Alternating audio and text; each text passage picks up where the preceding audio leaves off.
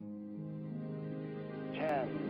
9, ignition sequence. We choose to go to the moon in this decade and do the other things, not because they are easy, but because they are hard. One small step for man, one giant leap for mankind. 1, 0, and liftoff. Mission complete, Houston. After serving the world for over 30 years, the space shuttle's earned its place in history and it's come to a final stop.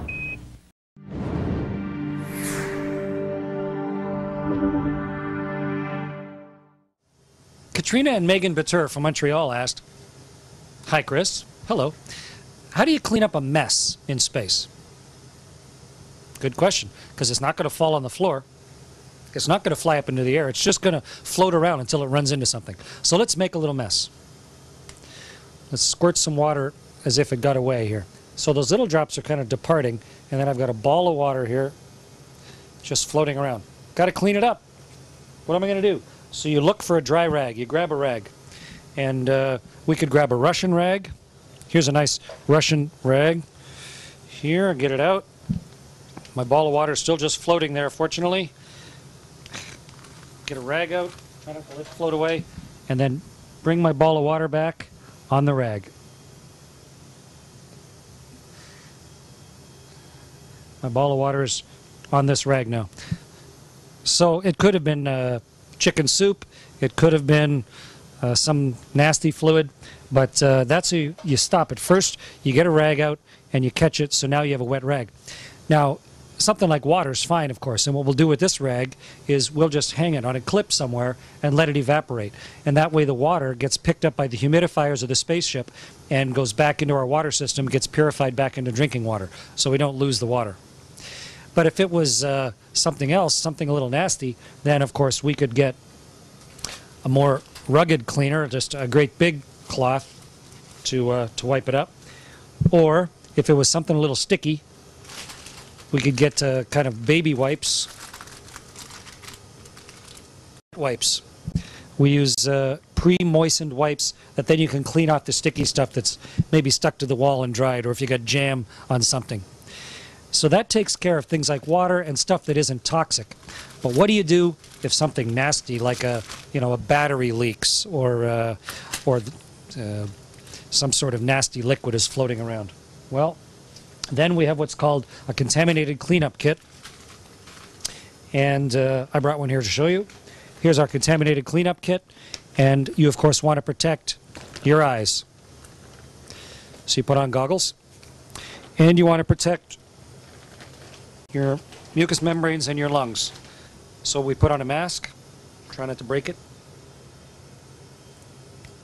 Okay. So now I have my mask and my goggles on. And then we want to protect our hands. We have special gloves that protect us against chemicals. They're called silver shield gloves. So I put on my silver shield glove. And now I am ready with various types of absorbing things. And in fact, we have some great big ones, special soak-up mitts that we could put on top of a nasty spill. And then at the end of it, if you have the right type of combination, you could hold it in your hand and carefully pull off your glove. And now you've got a nasty thing on the space station, but we would wrap it inside 2 or 3 layers of containment, bags that close, zip up, until we're sure that it's not going to leak out. And then, finally, we're safe, and we can take off our gloves and our goggles and our mask and carry on with the business of being astronauts. Good question.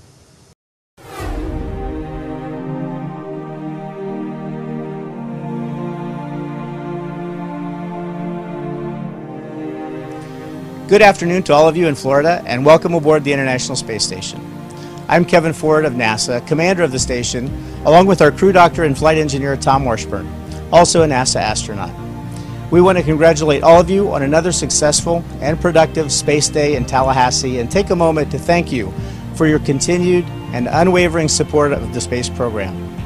We really appreciate the efforts of the Florida legislature in making the space program a reality. Your support is critical to our country's future in space. The ISS is a tremendous accomplishment, and we are excited about the research we are conducting here. This amazing laboratory provides us with a unique opportunity to inspire today's youth to study science, engineering, technology, and math. Thank you for promoting and supporting NASA and the International Space Station so we can continue to do great things in space.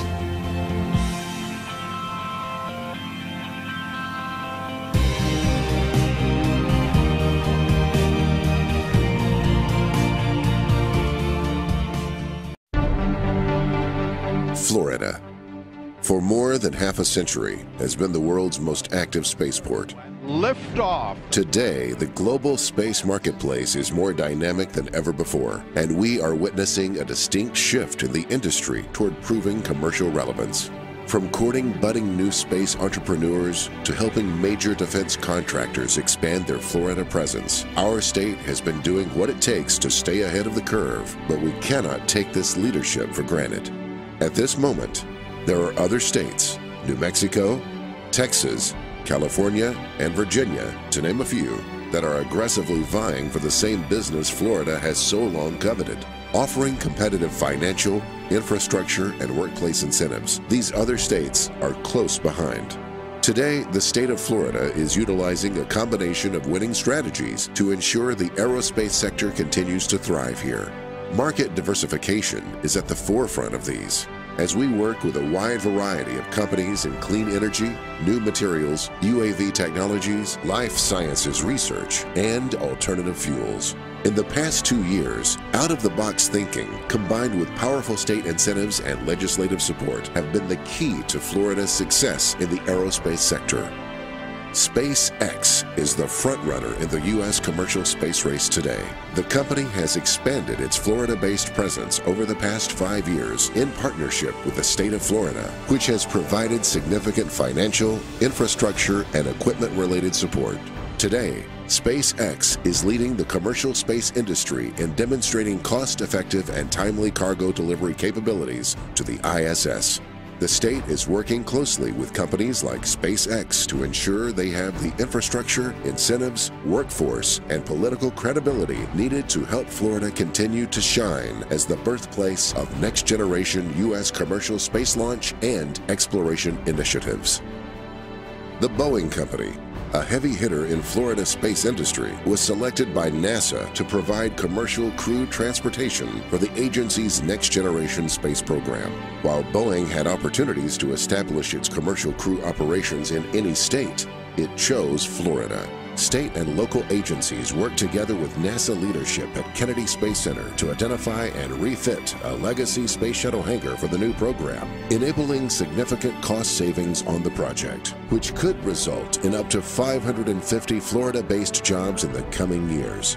Similarly, Lockheed Martin Corporation is already doing manufacturing and final assembly of NASA's next-generation Orion spacecraft from the operations and checkout building at KSC, a legacy Apollo-era processing facility. In 2012, the state of Florida, the Jacksonville Aviation Authority, and the FAA worked hand-in-hand to award Cecil Field a spaceport license, making Florida the first state to have a true network of commercial spaceports. Cecil was deemed an official spaceport territory through House Bill 59, and that designation enabled space-related infrastructure upgrades, preparing the site for horizontal suborbital launches.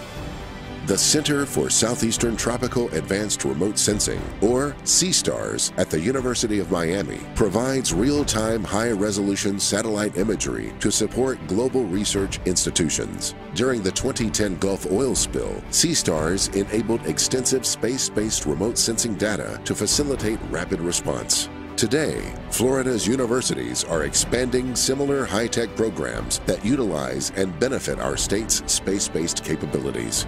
The Institute for Human and Machine Cognition is a Pensacola-based, not-for-profit research institute of the Florida University System. Researchers at IHMC pioneer technologies aimed at leveraging and extending human capabilities both on Earth and in space. This innovative company designs prostheses that fit human and machine components together in ways that exploit their respective strengths and mitigate their weaknesses. The IHMC staff lends a level of innovation to Florida's high-tech economy that will continue to differentiate our state from others. The state of Florida cannot afford to lose the momentum it has gained over the last few years. By working together, our state and local agencies and elected officials have successfully secured and expanded enough space and aerospace companies to keep us in the lead nationally, but we are among even greater competition today.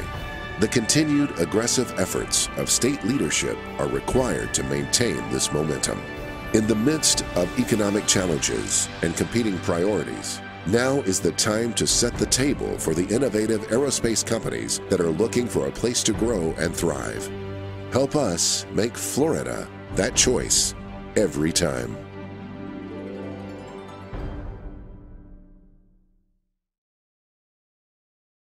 This is Mission Control Houston. Welcome to ISS Update. It is Wednesday, March 6, 2013. You're looking at a live view inside the International Space Station Flight Control Room here at the Johnson Space Center. This team today is being led by Flight Director Mike Lammers.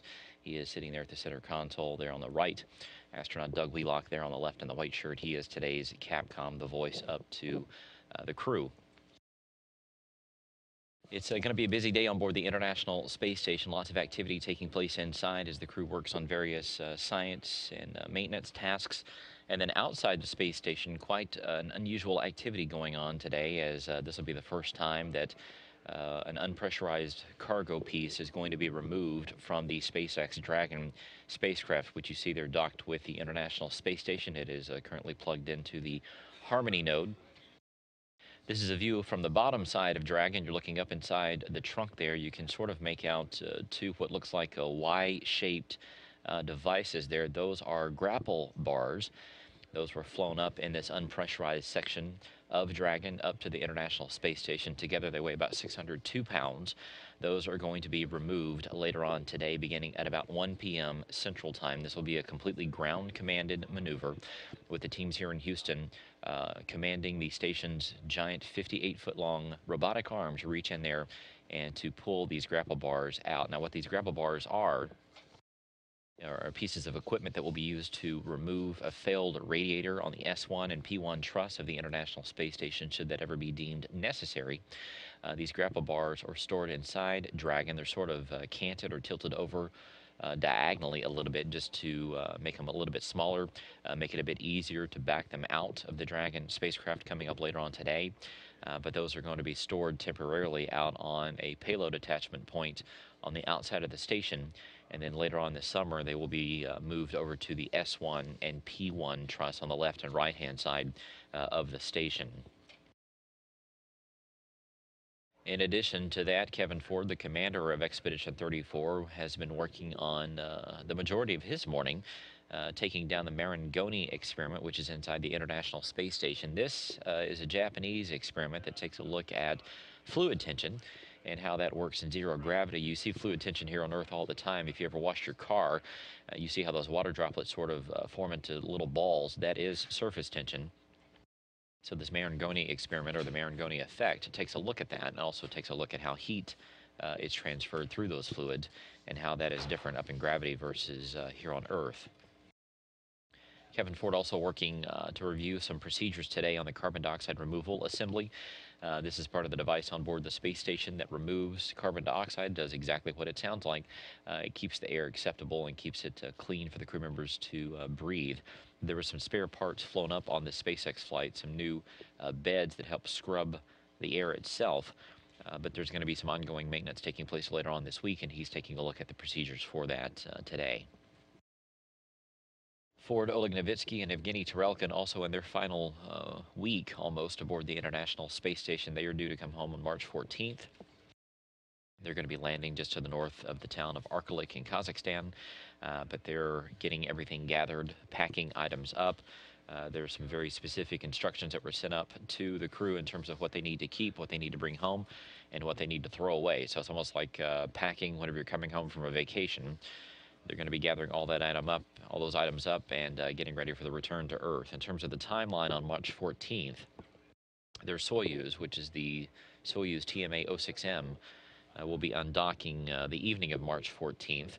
We're going to have coverage of the farewell and hatch closure beginning at about 3:45 p.m. that afternoon, Central Time, here on NASA television. The actual farewells and hatch closure will take place at 4:15 p.m. Then undocking coverage begins at 7:15, with undocking at 7:30 p.m. Central Time as Soyuz backs away from the International Space Station, and then will return at 9:45 p.m. Central Time for landing coverage. The deorbit burn will take place at 10:04 p.m. Central Time, with landing there on the ground in Kazakhstan less than an hour later at 10:57 p.m. Central Time. Even though it is March in Kazakhstan, the weather is still extremely cold. It's in the single digits during the day, falling into negative single digits, so quite a frosty greeting for this crew as they return home after 5 months in space. While they are doing that, Chris Cassidy, Pavel Vinogradov, and Alexander Mazurkin, which will be the next crew to fly up to the station, have been undergoing final preparations at the Gagarin Cosmonaut Training Center. They've been going through some final qualification simulations and tests and being officially certified to fly. They will wrap up some simulation runs today, and then tomorrow they're going to hold the traditional news conference at GCTC. They'll take a ceremonial tour of Red Square there in Moscow, and will lay flowers at the Kremlin Wall, where several space icons are interred, including Yuri Gagarin. So quite a bit of tradition and activity taking place as this crew gets ready to fly up to the station on March 28th. They will be the first crew to perform a single-day launch to docking flight as they head up to the space station, so they will dock about 6 hours after they lift off from the Baikonur Cosmodrome. Of course, we'll have live coverage here on NASA television of those activities.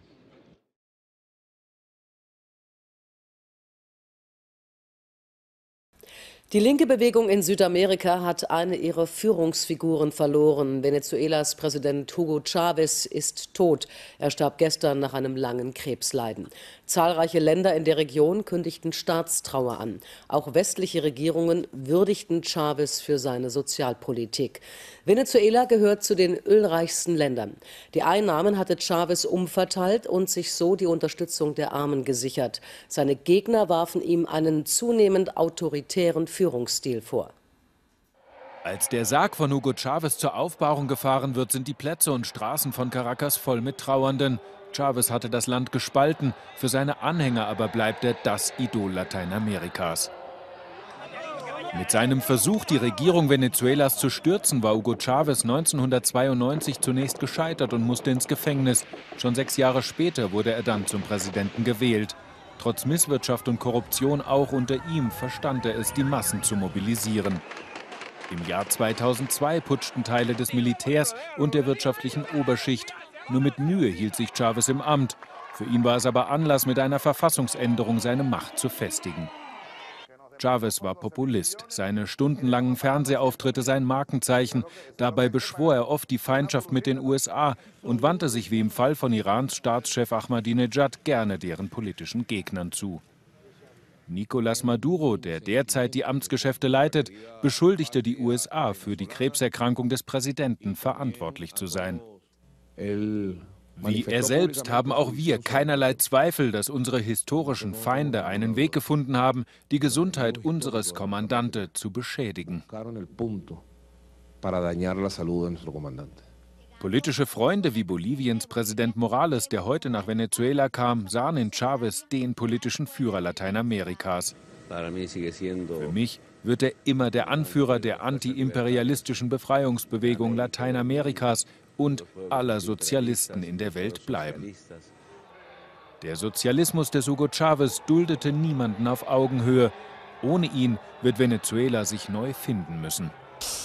Gestern starb Hugo Chávez, der Präsident Venezuelas, an Krebs. Ein Mann, der es geschafft hat, den Armen in seinem Land wieder mehr Hoffnung zu geben.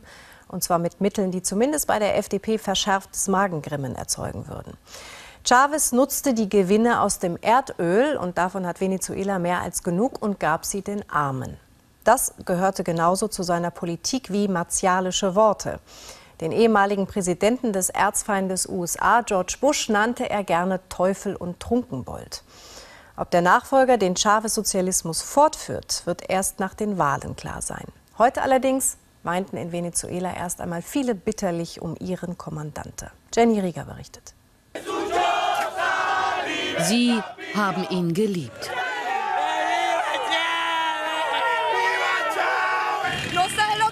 Unser Schmerz, unser Verlust ist unermesslich, sagt diese Frau. Ohne den Kommandante ist unser Leben sinnlos. Venezuela trauert von der ersten Sekunde an.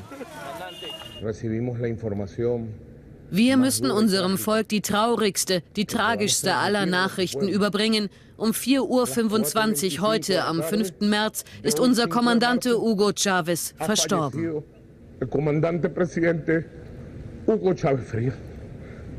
Nicolás Maduro, Chávez' Wunschnachfolger, versagt die Stimme. Und sie strömen in den Abend, die Anhänger Chávez, zum Krankenhaus, dorthin, wo er gestorben ist, und wollen ihm nahe sein. Dabei war ihr Kommandante kein unumstrittener Mann. Die einfache Bevölkerung verehrte ihn fast wie einen Heiligen, kam sie unter Chávez doch in den Genuss umfangreicher Sozial- und Gesundheitsprogramme. Sozialer Wohnungsbau, Armenspeisungen. Chávez war der Messias der einfachen Leute. Finanziert wurde dieser Sozialismus des 21. Jahrhunderts durch Venezuelas enorme Ölvorkommen. Doch Chávez machte sich auch Feinde. Er verstaatlichte Teile der Industrie. Viele Unternehmer verließen das Land. Heute ächzt Venezuela unter steigender Arbeitslosigkeit, Kriminalität und Korruption. Die Kehrseite von Chávez' Sozialismus. Und so ruft sein Tod auch gemischte Gefühle hervor, vor allem bei Auswanderern in den USA. Es ist eine Mischung aus Freude und Trauer, denn dies kann für Venezuela die Gelegenheit für einen Neuanfang sein und einen Neuanfang brauchte. Auch Deutschlands Außenminister verband sein Beileid mit Hoffnungen.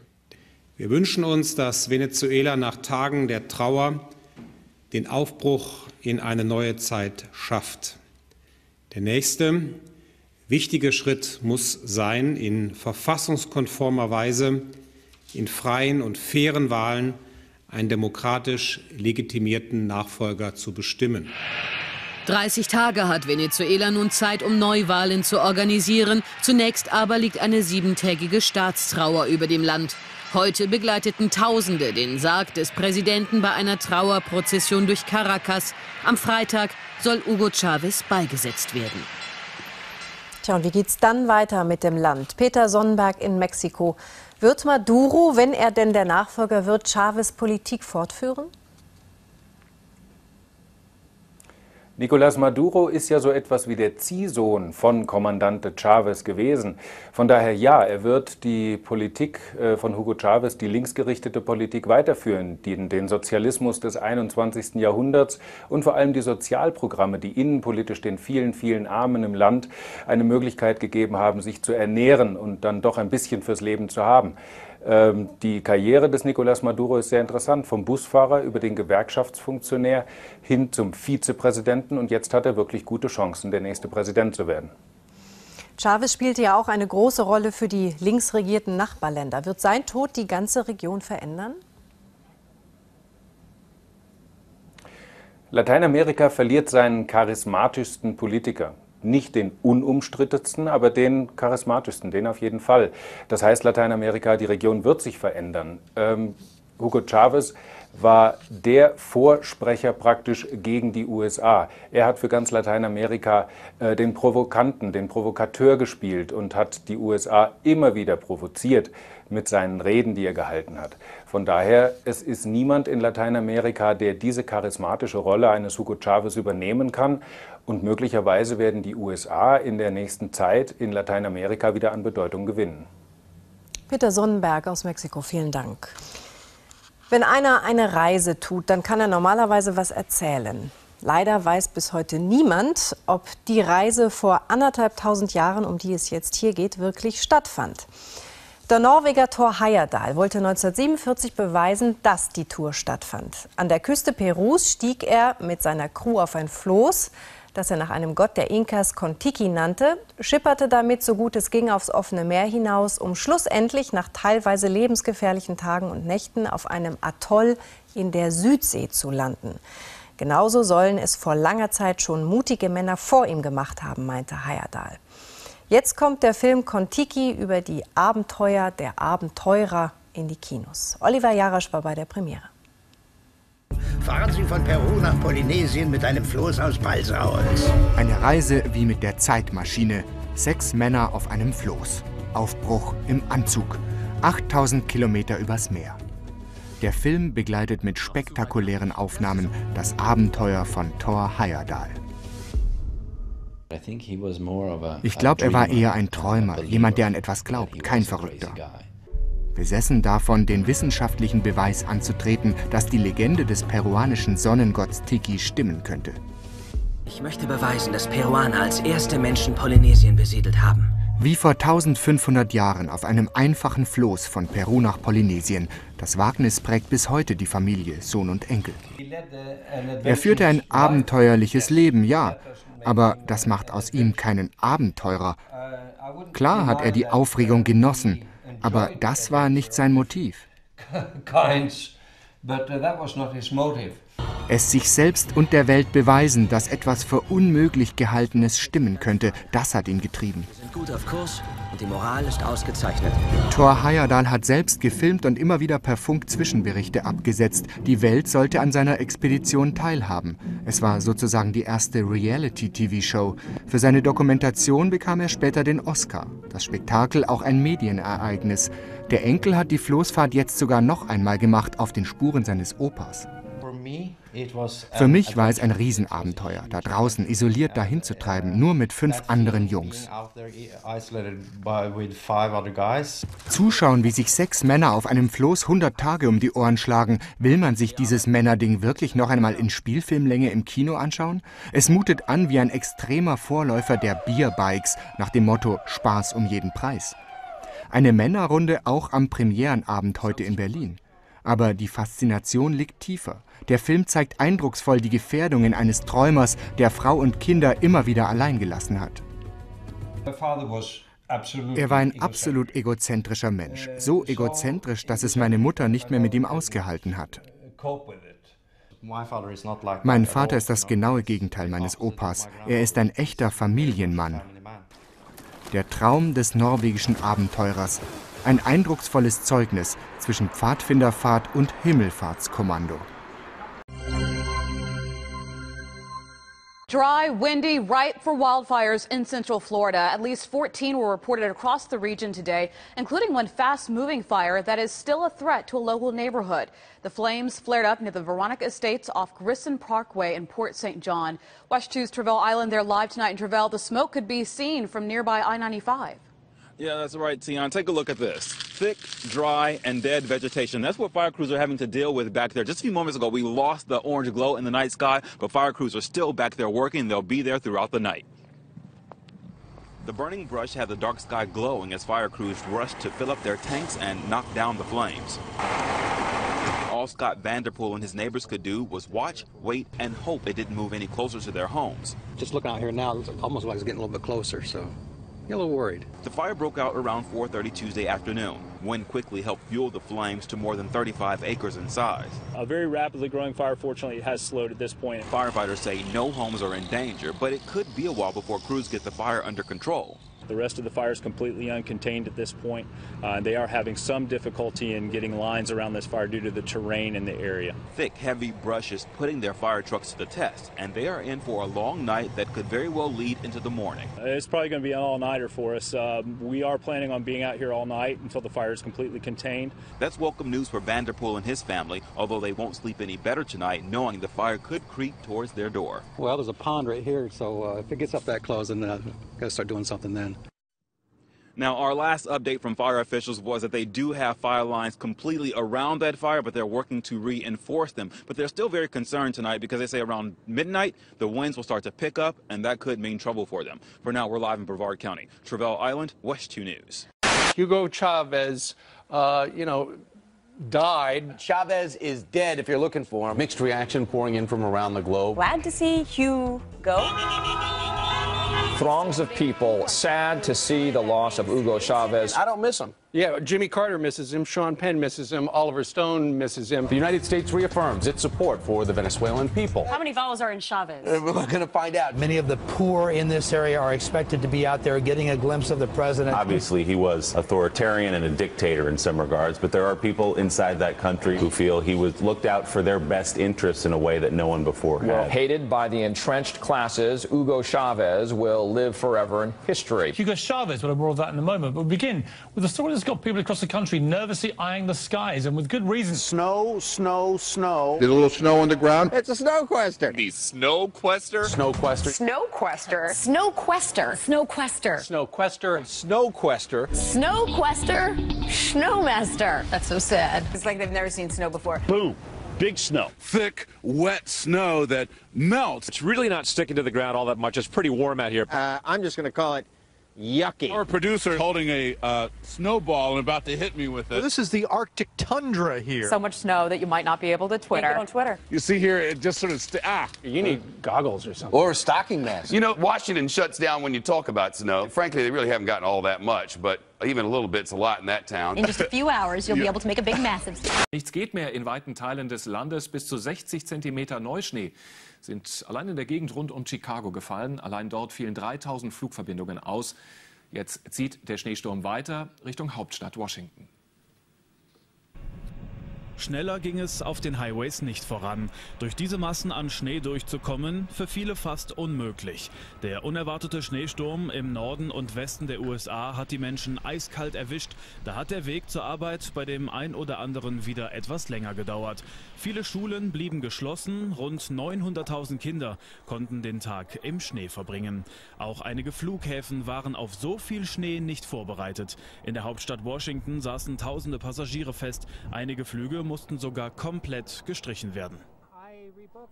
Ich musste auf morgen früh umbuchen. Die haben gesagt, erstmal kompletter Stillstand hier.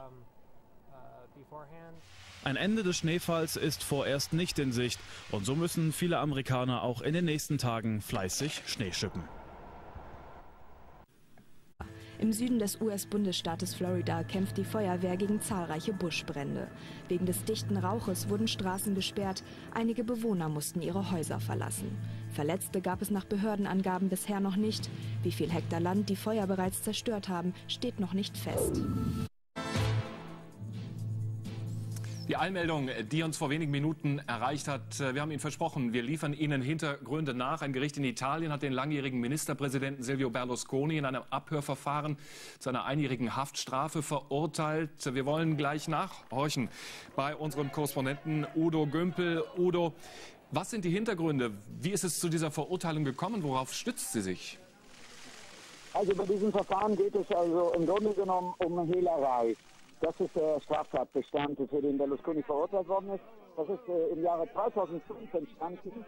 Da gab es ein illegal abgehörtes Telefongespräch zwischen dem damaligen Chef der Demokratischen Partei, Linksdemokraten Piero Fassino, und einem Banker, Consorte, wir haben sich untereinander unterhalten. Der Consorte versucht mit schmuddeligen Methoden, ist mittlerweile auch dabei dafür verurteilt worden, sich in den Besitz der größten damaligen Bank Italiens zu bringen, der Banca Nazionale Lavoro. Und dieses Gespräch, in dem dann der Parteichef der Demokraten glücklich war und meinte, wir haben eine Bank, was natürlich eine Bank, dieser Ausdruck hat dann die Demokratische Partei, die sich sehr für Sauberkeit eingesetzt hat, extrem geschädigt im Wahlkampf 2006 und hat den großen Wahltriumph damals verhindert. Und das war also eine ganz geschickte Maßnahme von Silvio Berlusconi, das über seine eigenen Zeitungen zu lancieren, dass auch die Demokraten Schmutz in der Wäsche haben, dass sie also auch keine saubere Wäsche haben und dass sie auch mit Schmuddelmethoden arbeiten. Und dafür ist er jetzt wegen Hehlerei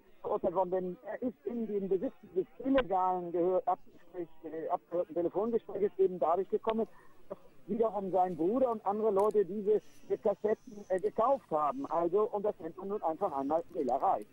Udo, das ist natürlich für uns alle hier eine Riesenüberraschung. Gerade erst das politische Comeback von Berlusconi, so muss man es ja sagen, bei den Wahlen in Italien. Jetzt heute also dieses Urteil bei einem Prozess, den wir alle gar nicht so sehr auf der Rechnung hatten. Was bedeutet das jetzt für den politischen Alltag von Silvio Berlusconi, für auch seine politische Zukunft?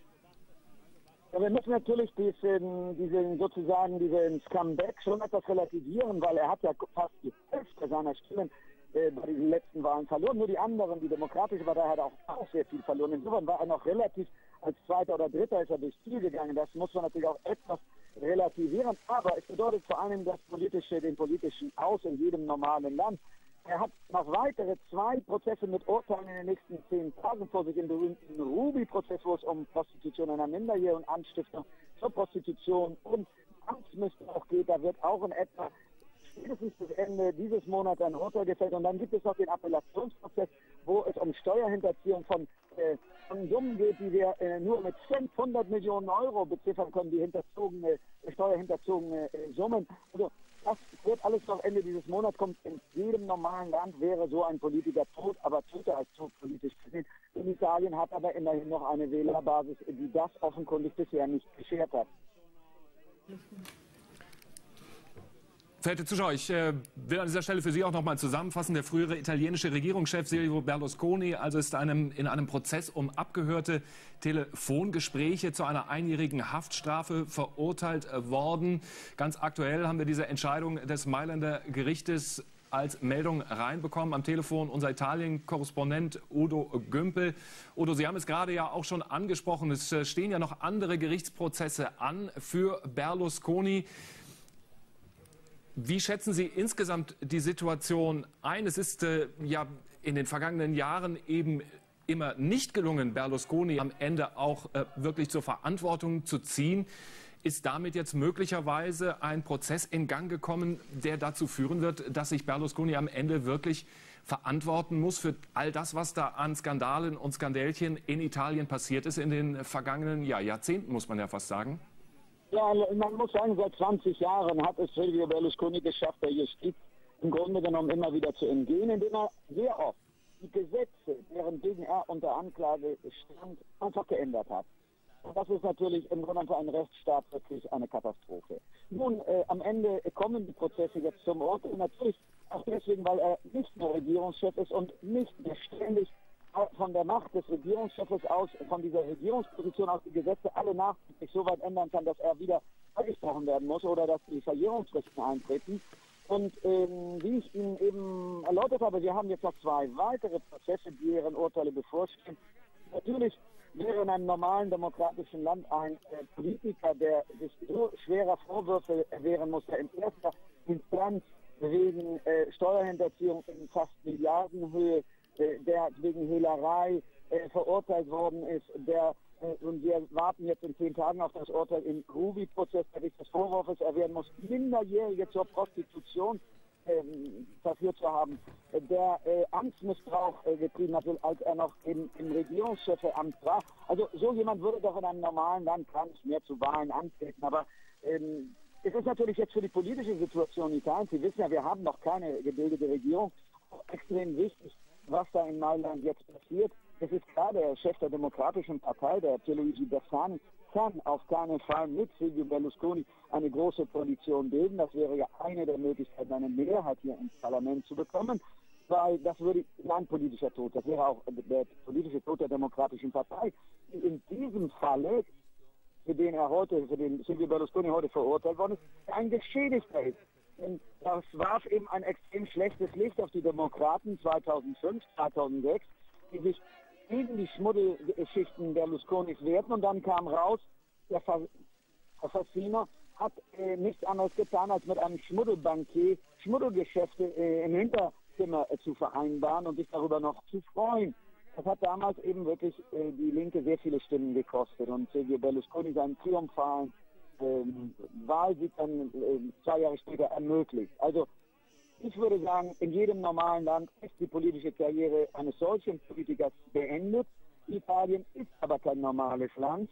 Und die Frage ist nun, wird diese Bewegung 5 Sterne von Beppe Grillo sich zu einem Kompromiss überzeugen lassen mit den Demokraten?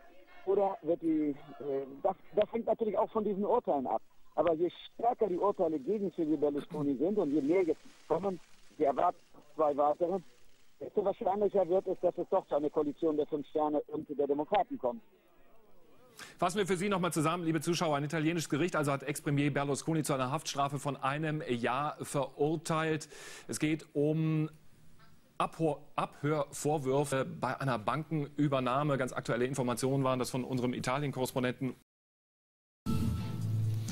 Nordkorea droht den USA offen mit einem Atomangriff. Hintergrund ist der Streit über die Verschärfung der UN-Sanktionen gegen das Land. In einer Mitteilung des nordkoreanischen Außenministeriums heißt es, die USA stünden im Begriff, einen Atomkrieg zu beginnen. Daher werde man sich das Recht auf einen Präventivschlag vorbehalten. Das autoritär regierte Land hatte in den vergangenen Tagen seine Drohungen immer wieder verschärft. Im Sicherheitsrat der Vereinten Nationen soll heute über eine weitere Verschärfung der Sanktionen gegen Nordkorea entschieden werden. Has accused the United States of wanting to start a nuclear war, and it's threatened to carry out a preemptive strike on the US. The atmosphere on the Korean peninsula is more tense than usual. Both North and South Korea have been holding fresh military drills. And Pyongyang says it's ready to tear up the 60-year-old armistice between the two nations. The ramped-up rhetoric comes ahead of a UN vote on new sanctions in response to North Korea's nuclear program. Well, Lucy Williamson is our correspondent in the South Korean capital, Seoul. I asked her about North Korea's latest nuclear test. Very difficult to tell exactly what North Korea carried out underground there, whether it was a uranium test, a plutonium test, whether it really did succeed in miniaturizing the weapon or not, whether indeed it was a nuclear test. There's no incontrovertible evidence that it actually was a nuclear test, so we know very little. But nuclear experts say it often takes almost always takes many tests to perfect that kind of miniaturization that would be necessary to put the nuclear weapon onto a warhead. And North Korea simply has not carried out enough tests to be able to do that effectively. We saw that North Korea was able to launch a satellite, but we haven't seen that it's been able to launch an intercontinental ballistic missile. Yes, the two are very similar, but with one you have to be able to get it up and down again intact and be able to hit a target. There's no evidence yet that North Korea is able to do that. Lucy Williamson there in Seoul. Es ist die Meldung dieses Vormittags. Nordkorea droht den USA offen mit einem Atomangriff. Hintergrund ist der Streit über die Verschärfung der UN-Sanktionen gegen das Land.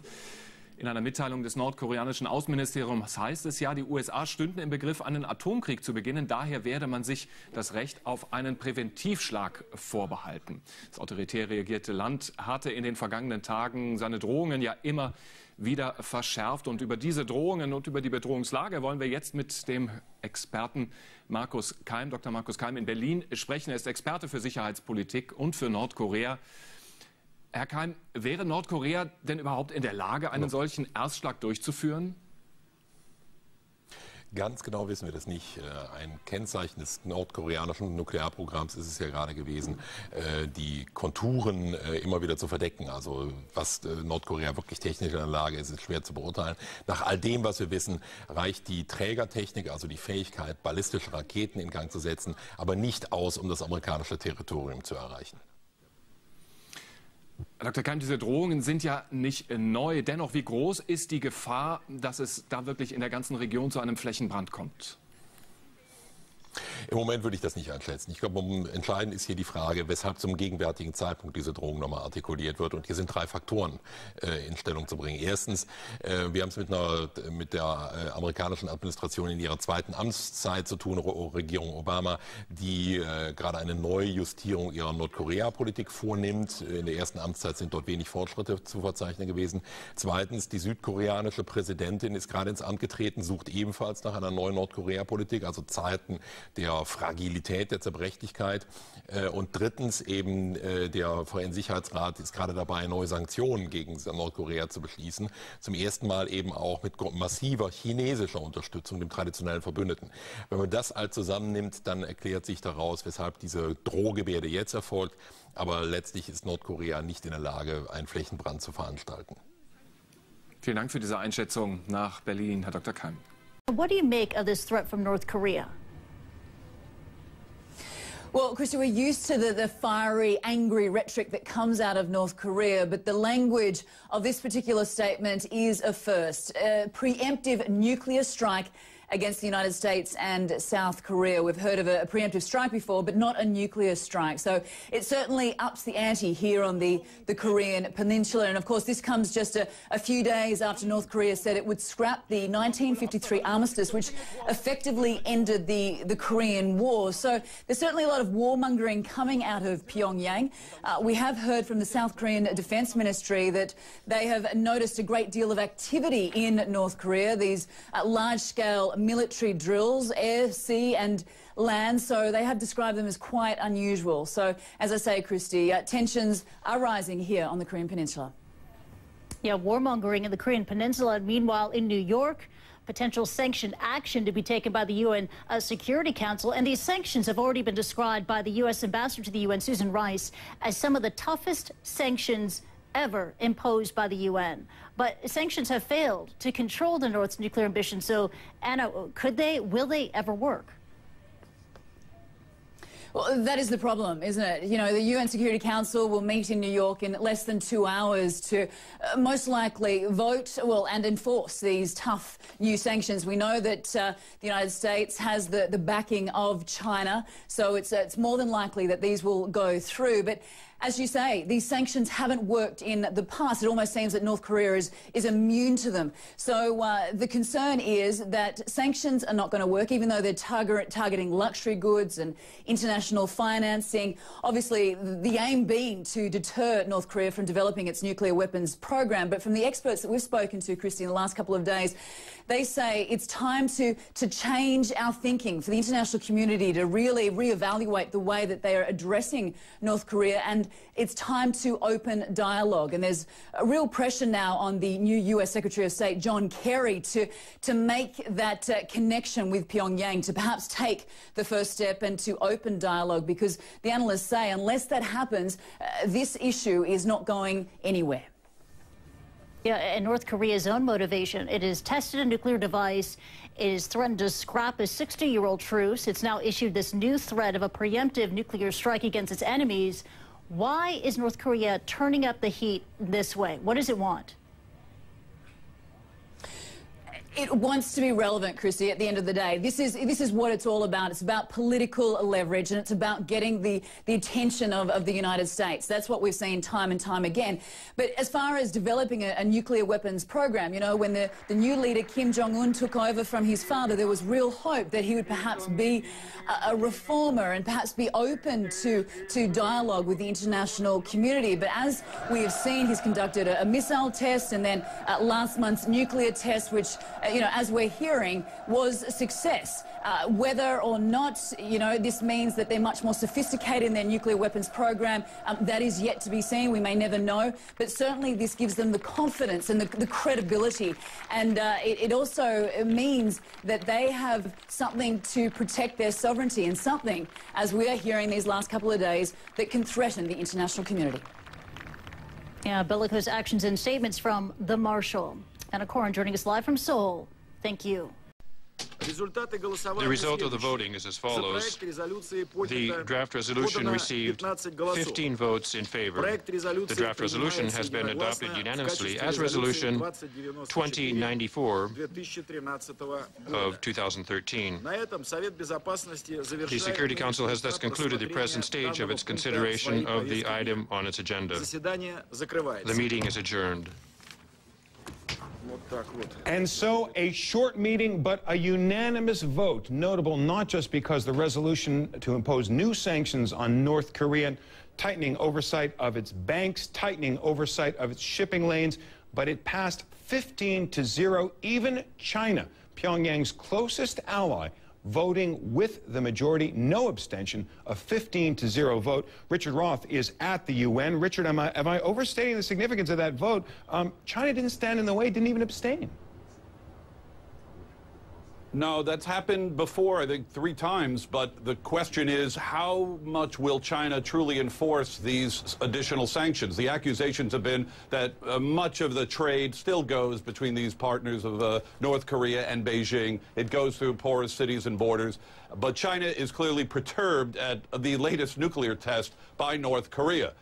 The Security Council unanimity is welcome for those who believe there should be tougher crackdowns on Pyongyang. But how much can you do with this rogue regime which continues to flout the sanctions resolutions and even calls for potential preemptive strikes and war? The Security Council sanctions are toughened, broadened. They're going to be cracking down on diplomats overseas representing North Korea, people who may be investigating and procuring goods and deals to help beef up the technology needed for the missile and the rocket tests and the nuclear tests. Susan Rice, the U.S. ambassadors, and others have said, look, it's getting tougher each time to add more sanctions. But right now, the sanctions have been aimed at Pyongyang, and they haven't really been able to do much. Yachts, racing cars, jewelry added. Diplomats say this time the language is clearer and tougher, that nations of the UN will find it harder to Richard, ignore. I'm going to jump in because this is the second time you've mentioned those details, and they're extraordinary. Why impose sanctions on race cars and yachts heading into North Korea? Is there much trade in high-powered automobiles into Pyongyang? According to security, I think that the leadership and the people who are making some of the decisions, not the people who are starving in prison camps, they're not getting the race cars and the jewels. So they're trying to, what they say, change the behavior of the leadership of North Korea. But this nation, a member of the UN, may be the most difficult to try to change the behavior of. I don't even think Dennis Rodman is going to be able to do that at this point. I want to ask you, accompanying this consideration of sanctions was a new set of threats from Pyongyang. And if they were to be believed, they would be troubling indeed. The threat of a preemptive nuclear strike. That is, once again, if they were to be believed. Is anyone at the UN prone to believe what North Korea says? Is anyone even listening at a time like this? Well, they take it seriously, but U.S. Ambassador Rice told journalists she doesn't want to predict the behavior of this unpredictable regime. They've heard so many threats. I mean, I've been here in 20 years or so. How many times have we heard the North say this means war? So there is kind of rhetoric fatigue, but certainly when you're testing nuclear devices and launching missiles and rockets over countries and longer distances, it has to be noted, but it wasn't going to stop any of the diplomats here from working on this resolution. There's no doubt about that. Does Pyongyang have any US friends? Ambassador Susan Rice, we're told. I guess China and perhaps whether it's Venezuela or a few other countries that are far left politically, but not publicly. Nobody's rushing to the microphones to say that we're going to support Pyongyang. Now, I'm told the U.S. Ambassador Susan Rice now at the stakeout. Good morning, everyone. Today, the Security Council unanimously in Resolution 2094, strongly condemning North Korea's highly provocative February 12th nuclear test and imposing significant new sanctions under Chapter 7 of the UN Charter. The strength, breadth, and severity of these sanctions will raise the cost to North Korea of its illicit nuclear program and further constrain its ability to finance and source materials and technology for its ballistic missile, conventional, and nuclear weapons program. First, Resolution 2094 imposes tough new financial sanctions. When North Korea tries to move money to pay for its nuclear and ballistic missile programs, countries must now block those transfers, even if the money is being carried in suitcases full of bulk cash. Likewise, North Korean banks will find it much harder to launder money for the DPRK nuclear program. Today's resolution also imposes new travel restrictions. If, for example, a North Korean agent is caught making arms deals or selling nuclear technology, countries will be required to expel that agent. Countries must also now prevent the travel of people working for designated companies involved in the nuclear and missile programs. States will now have new authorities to inspect cargo and stop North Korean arms smuggling and proliferation. If a country has cargo on its territory that might be carrying prohibitive items like conventional arms or nuclear or ballistic materials, this resolution requires that the cargo be inspected. It will also make it harder for North Korean vessels to offload such prohibited cargo if a ship refuses inspection on the high seas, thus forcing it to return to its port of origin. And airplanes carrying smuggled items can find themselves grounded. This resolution will also counter North Korean efforts to abuse diplomatic privileges to advance its nuclear and ballistic missile activities. It will now be much harder for such diplomats to procure technology or divert funds to the nuclear program without being detected and expelled. Resolution 2094 further bans the transfer to and from North Korea of specific ballistic missile, nuclear, and chemical weapons-related technologies. It lists new prohibited items and calls on states to block any item at all that could contribute to these activities. It names additional North Koreans and North Korean companies whose assets will be frozen, and those individuals will also be subject to a travel ban. This resolution lists a number of luxury goods that cannot be sold to North Korea. As a result, North Korea's ruling elite, who have been living large while impoverishing their people, will pay a direct price for this nuclear test. A detailed fact sheet outlining all key measures in UN Resolution 2094 can be found on the U.S. mission website, www.usun.state.gov. Taken together, these sanctions will bite, and bite hard. They increase North Korea's isolation and raise the cost to North Korea's leaders of defying the international community. The entire world stands united in our commitment to the denuclearization of the Korean Peninsula and in our demand that North Korea comply with its international obligations. If it does not, then the Security Council committed today in this resolution to take further significant measures if there is another nuclear test or missile launch. We regret that North Korea has again chosen the path of provocation instead of the path of peace. Far from achieving its stated goal of becoming a strong and prosperous nation, North Korea has instead again opted to further impoverish its people and increase its isolation. North Korea has chosen the path of provocation rather than the path of peace. That's the U.S. ambassador to the United Nations, Susan Rice, with Washington's word on the latest sanctions imposed by the UN Security Council we just saw being adopted, Resolution 2094, which, she said, puts bankers, arms merchants, cash couriers, and most importantly, the leaders of North Korea and the companies of North Korea on notice that the world is watching. Essentially, one more effort to cut off everything from cash to cars to bling. Susan Rice live at the United Nations. You're at the iDesk. We'll be back right after this.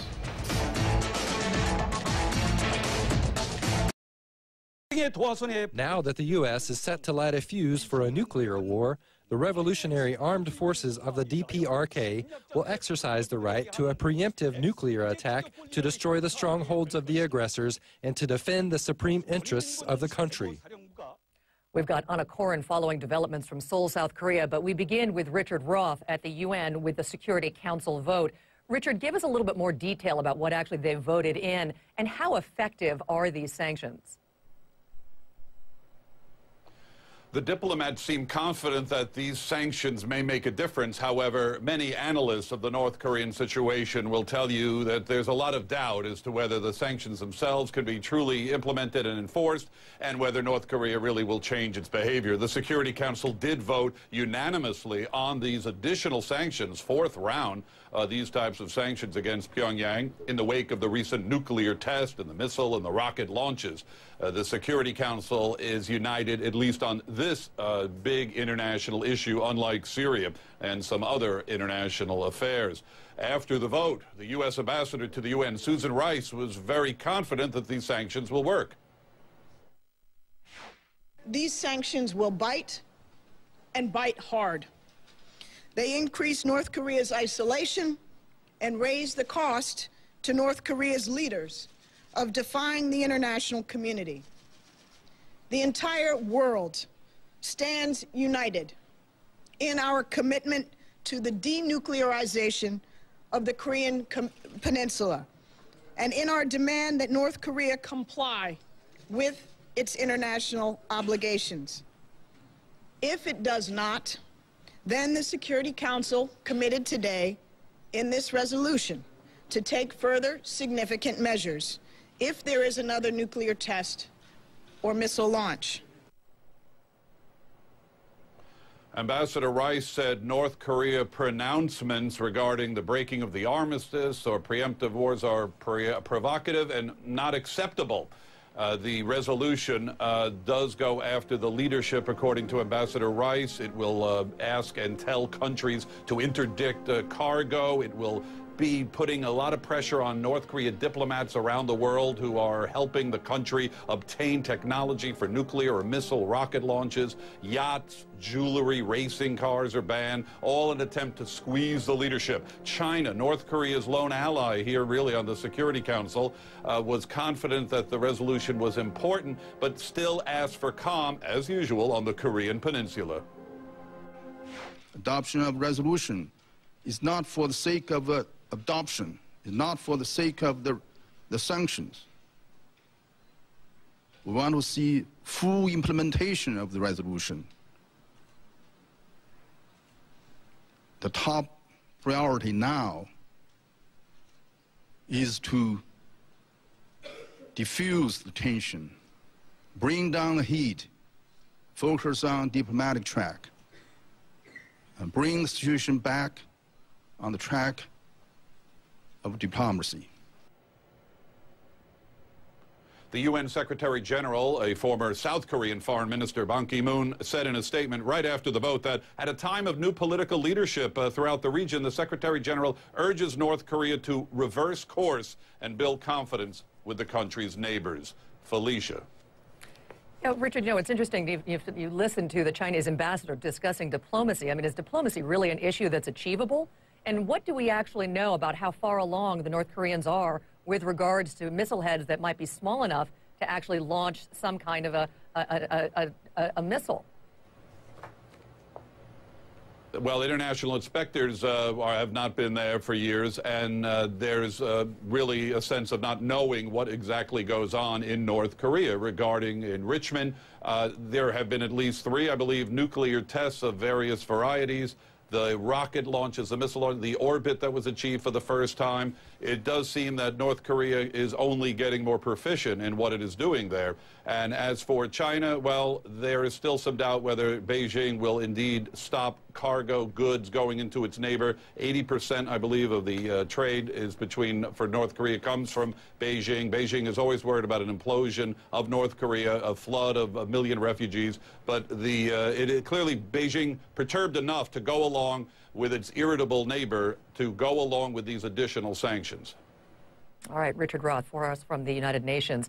So far, though, as Richard mentioned, UN sanctions haven't really seemed to get the North to halt its nuclear program. Anna Koren joins us from Seoul with reaction from there. And Anna, it almost seems that these sanctions would almost instigate North Korea to continue whatever its missile launch program has been.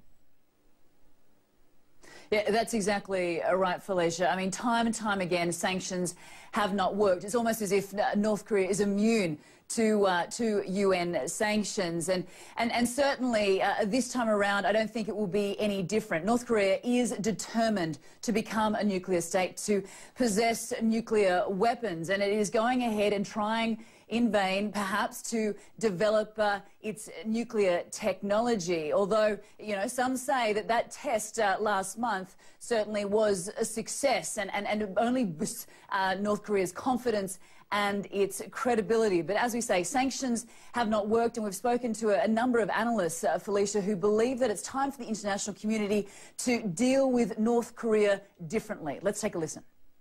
We're used to fiery rhetoric out of North Korea, but nothing quite like this. Facing tough UN sanctions, Pyongyang for the first time is threatening to launch a preemptive nuclear strike on the United States and South Korea. It comes just days after the belligerent state said it would scrap the 1953 armistice agreement that effectively ended the Korean War. There got to be some kinds of new thinking on how to deal with North Korea. Otherwise, you cannot get out of this vicious circle of crime and punishment and crime and punishment. North Korean expert Professor Chung In-moon believes the new UN sanctions, some of the toughest it's ever imposed, will do nothing to deter North Korea's determination to become a nuclear state. The only time sanctions worked was back in 2003, when Pyongyang agreed to enter into six-party talks. But after 4 years and only 6 rounds of meetings, North Korea walked out, and there has been no further dialogue to this day. The United States and North Korea have entered the game of chicken, and nobody's willing to make concessions. Therefore, they're, really marching toward the collision course. As the UN Security Council punishes North Korea over last month's nuclear test, Professor Moon says it's now up to the United States to take the first step in getting Pyongyang back to the negotiating table. And the only way to do that is to open dialogue with the pariah state. He believes the man who can achieve this is the new US Secretary of State, John Kerry. A year ago, he met with North Korea's nuclear envoy in New York and has established relationships with Pyongyang.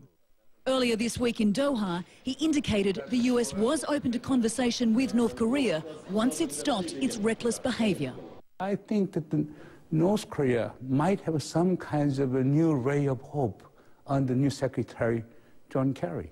But not everyone agrees that now is the right time to talk. If we start talking to them at this particular point, it will just be seen by everyone, including the North Koreans, as capitulating to their threats. So I think this would be a very bad timing for us to come out and start engaging them in a dialogue. Joint military drills between the US and South Korea will get underway next week, and that's when North Korea claims it will walk away from the armistice. A risky move that could drastically affect any chance of future dialogue.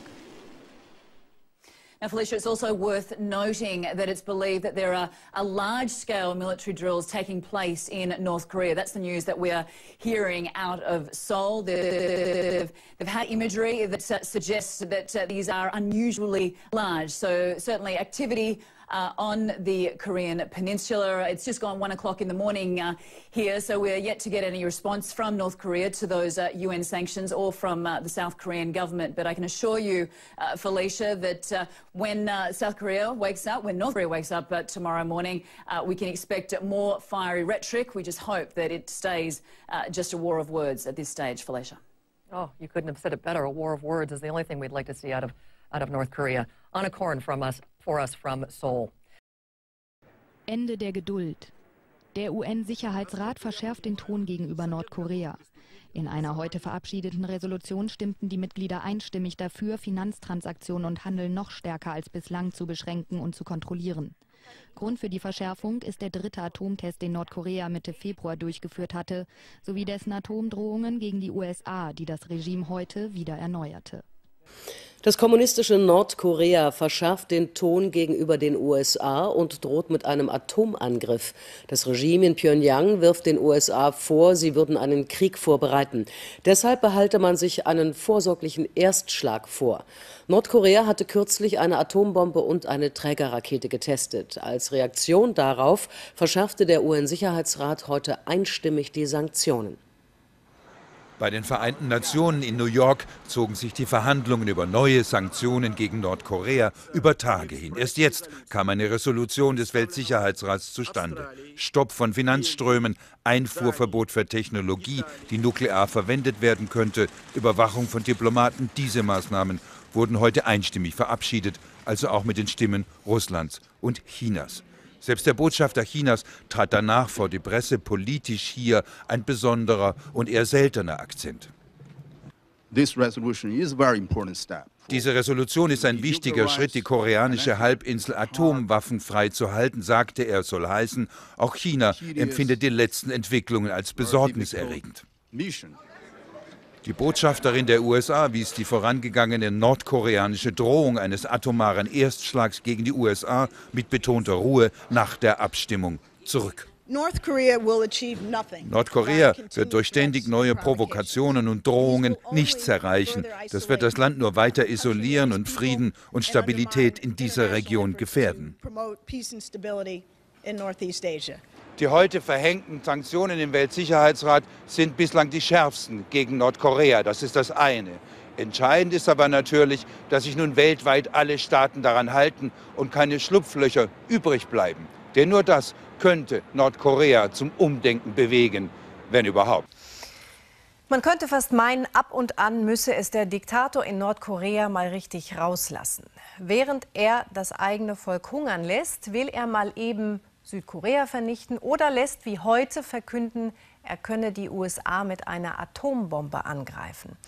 Doch die martialischen Gebärden sind der gefährliche Schrei in die Welt. Nehmt uns endlich ernst, sonst machen wir wirklich ernst. Denn Nordkorea scheint sich von keiner Sanktion des Westens beirren zu lassen. Philipp Abrisch über die neueste alarmierende Drohung. Das Regime in Pjöngjang schickt seine freundlichsten Botschafter vor die Kamera. Ein junger Pionier besingt die Eroberung des Weltalls und den Start vieler neuer Raketen. Provokation auf Nordkoreanisch. Heute folgt im Staatsfernsehen eine weitere, weit schrillere Drohung. Da die USA einen Atomkrieg gegen uns vorbereiten, werden wir unser Recht auf einen nuklearen Erstschlag wahrnehmen. Die Drohung ist beispiellos neu, aber das Prinzip uralt. Nordkorea sucht Anerkennung durch Konfrontation. Das Atomprogramm des Landes ist sein schwerstes Kaliber. Im Dezember schießt Nordkorea erst eine Trägerrakete ins All, im Februar folgt ein unterirdischer Atomtest. Der Norden scheint einer raketengestützten Atomwaffe so nah wie nie. Es ist auch sein Erfolg, Kim Jong-un. Nun droht er erstmals mit dem Einsatz einer solchen Bombe. Nordkorea fühlt sich bedroht von Sanktionen der Vereinten Nationen und von der Präsenz amerikanischer Truppen in Südkorea. Dort haben soeben groß angelegte Manöver begonnen. Bei diesem Manöver wollen die US-Armee und die südkoreanische Armee üben, besser zusammenzuarbeiten. Wir sehen das als Chance, den Frieden in Korea zu sichern. Militärexperten sind sich einig, in absehbarer Zeit geht keine ernsthafte Bedrohung von einer nordkoreanischen Atomrakete aus. Sie abzufangen wäre wohl einfach, meint die US-Regierung. Trotzdem ist die Weltgemeinschaft alarmiert. Nordkorea hat es nicht immer bei Drohungen belassen. Vor 3 Jahren wird eine südkoreanische Korvette versenkt. Monate später greift nordkoreanische Artillerie eine Insel im Süden an. Es gibt Tote. Der Angriff soll damals von Nordkoreas Staatschef persönlich befohlen worden sein. Und auch jetzt hat der Norden sein Militär wieder mobilisiert. Wer unsere Würde verletzt, wird uns niemals entkommen. Das sind keine leeren Worte. Wenn wir sagen, wir greifen an, dann greifen wir auch an. Und wenn wir kämpfen, gewinnen wir auch. Angreifen, kämpfen, gewinnen. Nordkorea bezweckt mit seinen Drohungen vor allem eines. Es wünscht sich Umgang auf Augenhöhe, Anerkennung von der Supermacht USA. Militärische Stärke hilft dabei. So wird sich Kim Jong-un eine Atombombe nicht mehr nehmen lassen, schon gar nicht durch neue Sanktionen. Und dennoch wurden heute wieder neue Sanktionen beschlossen. Mit welchen Mitteln, Thomas Roth in New York, glaubt der UN-Sicherheitsrat Nordkorea von seinen atomaren Plänen abbringen zu können? Das wird hier in New York natürlich zumindest gehofft. Das ist ein insgesamt 10-seitiges Regelwerk. Die wichtigsten Abschnitte daraus sind, dass man Einfuhrstopp für Technologien verhängt hat, die zu atomarer Bewaffnung irgendwie dienen könnten. Finanzströme sollen eingefroren werden, nordkoreanische Diplomaten überwacht werden und eine ganze Reihe von anderen Maßnahmen her, natürlich in der Hoffnung, dass das wirkt. Und das Interessante heute war, dass China, der kommunistische Nachbar, bei dieser Resolution mitgemacht hat und kein Veto eingelegt hat. Ja, das ist richtig. Das war wirklich interessant. Die Verhandlungen haben sich lange hingezogen für diese Resolution. Ganz offenbar ist China, das ja eine lange Grenze hat mit Nordkorea, das alles auch inzwischen zu weitgehend. Der chinesische Vertreter heute trat in New York vor die Presse, was er sehr selten tut und auch nicht tun muss, und hat gesagt, es ist sehr entscheidend, dass wir, also auch China, die koreanische Halbinsel atomwaffenfrei halten. Das war schon ein sehr deutliches Zeichen Richtung Nordkorea. Und im Übrigen, Karin, hat gerade vorhin das Weiße Haus, ein Sprecher und auch das amerikanische Außenministerium, die Drohungen dieses Erstschlags, der da aus Pyongyang veröffentlicht worden ist, zurückgewiesen und hat gesagt, ich will das wörtlich zitieren, die Vereinigten Staaten sind voll und ganz in der Lage, sich gegen nordkoreanische Raketendrohungen zur Wehr zu setzen. Heißt also, wir nehmen das Signal zur Kenntnis, wir nehmen es auch ernst, aber nicht so, dass man da unmittelbar mit Aktion rechnet. Thomas Roth aus New York. Vielen Dank. Einer der letzten kommunistischen Diktatoren, und offenbar will er die Welt schockieren. Kim Jong-un, der nur junge und noch unerfahrene Machthaber Nordkoreas, inszeniert sich als Feldherr und hat heute alle Abkommen über einen Angriffsverzicht oder eine Aussöhnung mit Südkorea annulliert. Zuvor hatte Kim bereits den USA mit einem atomaren Erstschlag gedroht. Wie gefährlich die Lage wirklich ist, dazu mehr von Mario Turic. Kim Jong-un lässt sich zu einem Inselvorposten seiner Armee bringen. Freudig erregt die Reaktion seiner Soldaten. Bilder, die wohl bedingungslose Gefolgschaft symbolisieren sollen. Im Ausland mutet die Inszenierung vorsichtig ausgedrückt eher merkwürdig an. Der junge, politisch völlig unerfahrene und möglicherweise von hohen Militärs beeinflusste Kim inspizierte seine Truppen an der Grenze zu Südkorea nur Stunden, nachdem das Land den Nicht-Angriffspakt mit dem Süden gekündigt hatte. Ein Schritt, der die Spannungen in der Region weiter verschärft, und viele fragen sich, warum. Das illustriert, dass wir es hier mit einer zutiefst verunsicherten nordkoreanischen Führung haben, die von innenpolitischen Schwierigkeiten ablenkt, indem sie außenpolitisch eskaliert. Zuletzt nutzte Nordkorea jede Gelegenheit, sein Atomprogramm öffentlich zur Schau zu stellen. Start einer Trägerrakete im Dezember, unterirdischer Atomtest im Februar. All das ohne Abstimmung mit seinem letzten Verbündeten China. Die Quittung kam gestern. Peking stimmte zusammen mit dem Westen im UN-Sicherheitsrat für schärfere Sanktionen gegen Nordkorea. Nordkorea muss seine Raketen und seine Atomtests umgehend einstellen, so wie es auch internationalem Recht entspricht. Mit der Provokation führt die Führung in Pyongyang das Land nur tiefer in die internationale Isolation. Warnungen, die Kim Jong-un und sein Regime scheinbar unbeeindruckt lassen. Eine weitere Ausgrenzung des jetzt schon bitterarmen Landes wird am Ende wie immer sein Volk ausbaden müssen. Die Demokratische Volksrepublik Korea wird für den Moment, wenn am 11. März das Waffenstillstandsabkommen für ungültig erklärt wird, auch alle anderen Abkommen wie den gegenseitigen Nichtangriffspakt mit Südkorea für nichtig erklären.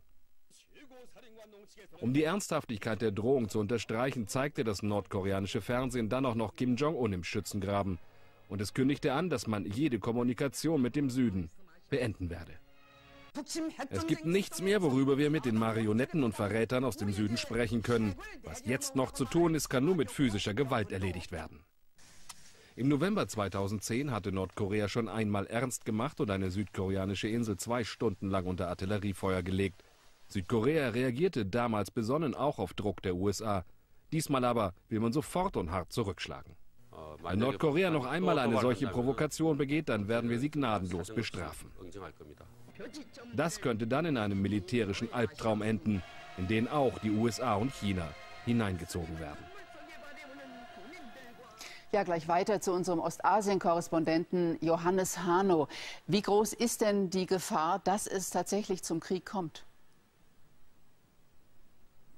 Also die Gefahr, dass Nordkorea die USA mit einer Atomrakete angreift, ist relativ gering. Da sind sich alle Experten einig. Da verfügt Nordkorea einfach nicht über die notwendige Technologie.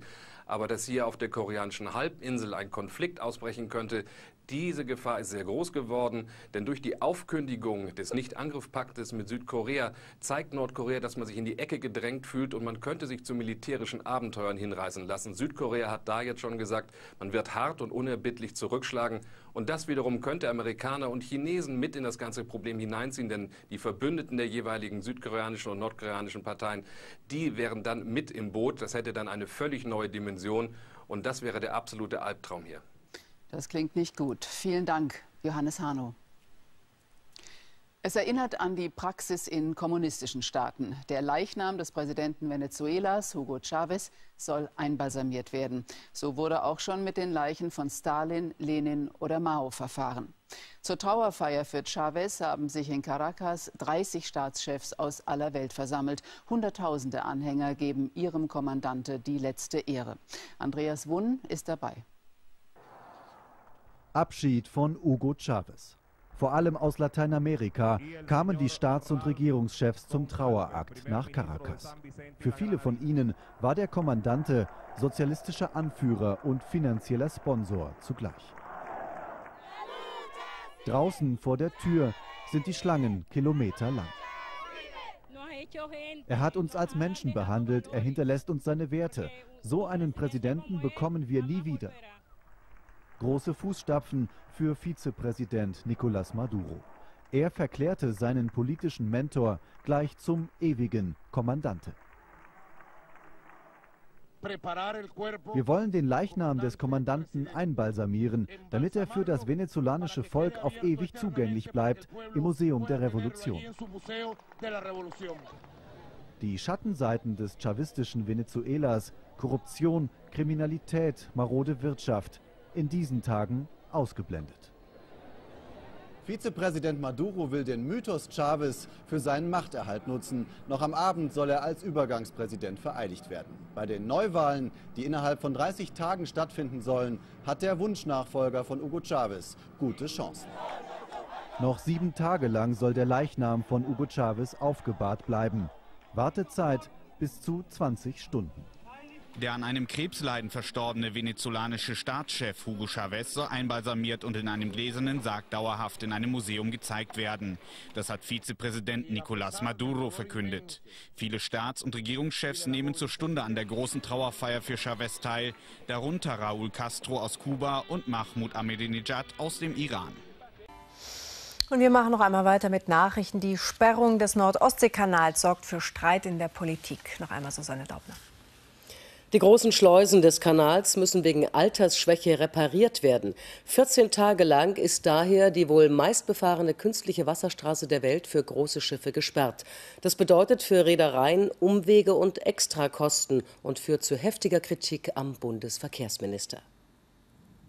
Er ist eine Lebensader für die Volkswirtschaft, der Nord-Ostsee-Kanal. Allein im vergangenen Jahr waren hier 35.000 Schiffe unterwegs, transportierten mehr als 104 Millionen Tonnen Güter. Jetzt dürfen große Frachter hier nicht mehr durch, voraussichtlich für 2 Wochen. 3 der 4 Schleusen in Brunsbüttel sind kaputt. Es ist unglaublich, dass der Bund nicht begreift, dass er sich selber beschädigt. Es geht hier nicht um irgendeinen Stichkanal, in dem wir angeln, sondern es ist die wichtigste Verkehrsverbindung für den Norden, für Hamburg und damit aber auch für Baden-Württemberg und Bayern. Die großen Schiffe müssen jetzt einen langen Umweg machen, über Skagen. Die Wirtschaft rechnet mit hohen Einbußen. Politiker kritisieren, dass die maroden Schleusen nicht schon früher saniert wurden. Das Bundesverkehrsministerium spricht von Versäumnissen früherer SPD-Verkehrspolitiker. Die Schleusen sind anfällig. Die werden es auch die nächsten 7 Jahre bleiben. Wir werden diese Zustände öfter haben. Und insofern muss man darauf reagieren, möglichst schnell die Schleusen dann immer wieder betriebsbereit zu bekommen. Taucher versuchen, die Schleusen in Brunsbüttel vorläufig zu reparieren. Eine neue Schleusenkammer soll bis in 7 Jahren gebaut werden.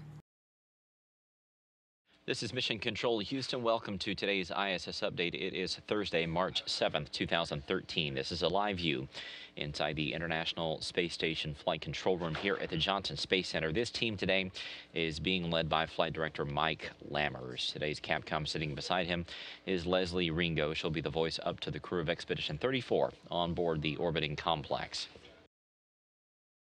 The crew's had a busy last few days working on quite a variety of experiments and routine maintenance tasks inside the International Space Station, but also outside as well. After we went off the air yesterday around 1 p.m. Central Time, ground commands were sent to the International Space Station's robotic arm. It was instructed to go inside and reach inside the trunk section of the SpaceX Dragon vehicle and retrieve these 2 grapple bars that were flown up to the orbiting complex inside this unpressurized section of this cargo vehicle. Everything went according to plan, and in just a few minutes, the ground teams were able to remove those grapple bars from Dragon and to get them installed on a payload attachment point on the station's mobile base structure. That is where they will remain until this summer, when they will be retrieved during the first of 2 spacewalks that are planned for the crew. Chris Cassidy and Luca Parmitano will go outside probably around the July timeframe to retrieve those grapple bars as one of the tasks that they will be doing, and we'll move them over to the S1 and P1 truss that's on the immediate left and right-hand side of the station's structure, and that is where they will be stored permanently until they're needed to possibly remove one of the station's radiator parts that are outside the space station itself. But all went according to plan yesterday. That ground-commanded robotic operation went off without a hitch. Inside the space station today, there is some maintenance taking place on the carbon dioxide removal assembly. There's 2 of these inside the space station. This particular one that the crew is working on is inside the Tranquility node. The crew worked today to relocate that particular Cedra, as it is known, over to the Kibo laboratory. This is simply to give them more room to work. There's quite a bit of equipment and exercise equipment inside Tranquility, so to give them more elbow room, they move Cedra from there to Kibo, and once they get it set up, they're going to spend the next couple of days removing the scrubbing beds that are part of Cedra. There's 2 brand new beds that were flown up on the Dragon vehicle. They're going to replace both of those. And then one of the beds that's going to come out of this Tranquility Cedra is going to be moved over to the Destiny Cedra, so some swapping of the parts going on there. And then some of those used beds will come home aboard the SpaceX flight. There's also a valve that's going to be replaced on that Tranquility bed, Tranquility Cedra as well.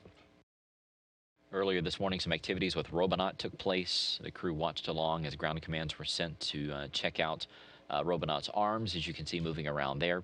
Also, Robonaut's vision sensors were checked out. But this robot continuing to be put through its paces as the ground teams check it out and make sure that it's operating according to plan.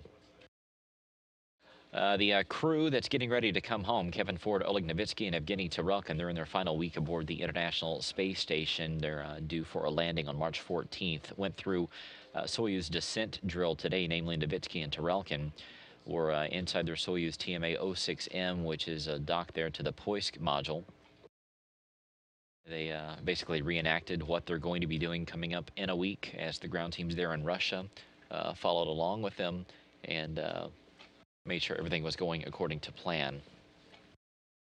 Here's a look at what's ahead on the 14th. Beginning at 3:45 p.m. Central Time, we'll have farewell and hatch closure coverage beginning here on NASA television. The actual hatch closure itself will take place at 4:15 p.m. Central Time. Our second broadcast begins at 7:15 p.m. Central, with undocking coverage from here inside Mission Control, and then undocking taking place at 7:30 p.m. Central Time, some 15 minutes after that.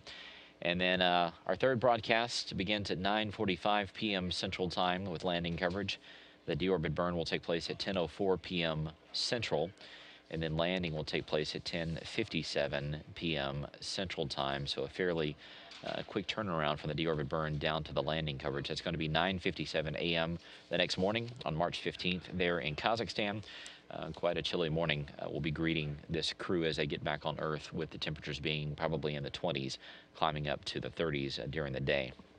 Meanwhile, the crew that's getting ready to launch to the station, Pavel Vinogradov, Alexander Mazurkin, Chris Cassidy, they've been undergoing final activities and training and simulation runs there at the Gagarin Cosmonaut Training Center. They had their traditional news conference there at GCTC in Star City, Russia.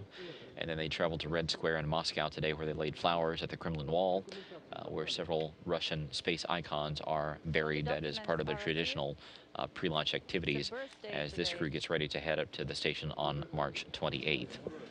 And as a final note, on board the space station today, Expedition 34 has several different crew Earth observation opportunities. They've got some coastal wetlands around the Caspian Sea that they have a chance to take a look at.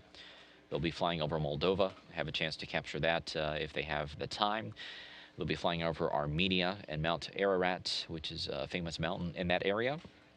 And finally, they'll be flying over the state of Georgia in the United States and the Altamaha River, which is one of the largest and least developed rivers on the East Coast. Of course, you can log on to eol.jsc.nasa.gov. Once again, eol.jsc.nasa.gov to take a look at any of these images, and maybe you might see your hometown as well.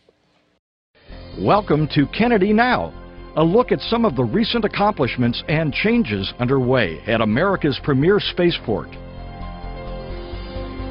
Kennedy Space Center started the new year with the thunder and fire of 3 liftoffs in about 4 weeks. SpaceX capped the mission succession when a Falcon 9 rocket catapulted away from the Space Launch Complex 40 on March 1st, sending a cargo-laden Dragon capsule on a course to resupply the International Space Station. Kennedy's commitment to the station reaches beyond launch specialties. Technicians working inside the specialized facilities at Kennedy packed about 1,200 pounds of experiments, supplies, and equipment to withstand the launch and ascent inside the SpaceX Dragon. Workers at Kennedy also loaded equipment for a supply flight that will start later this year in Japan. The material will fly inside an HTV launching to the orbiting station. Kicking off the 2013 launch schedule, a communications satellite rode into orbit atop an Atlas V on January 31st. Called TDRS-K, the spacecraft was built specifically for NASA's unique needs to stay in contact with the station and the agency's fleet of scientific spacecraft. On February 11th, teams from Kennedy converged on California to oversee the flawless countdown and launch of a cutting-edge spacecraft that will continue to collect data about Earth's changing conditions. The Landsat Data Continuity Mission satellite, to be renamed Landsat 8, soared on the strength of an Atlas V booster, a rocket that is fast becoming the agency's workhorse.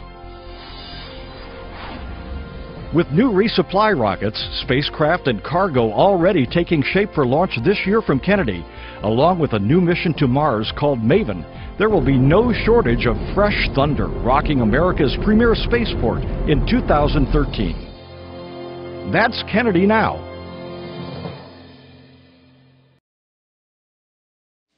This is Mission Control Houston. It has been an incredibly busy and whirlwind week for the crew of Expedition 34 on board the International Space Station. Their week got kicked off on Monday with quite a bit of cargo unloading from the SpaceX Dragon spacecraft that is currently docked with the International Space Station. The crew made quick work of getting all of this cargo and the supplies and scientific experiments that came up on Dragon unloaded.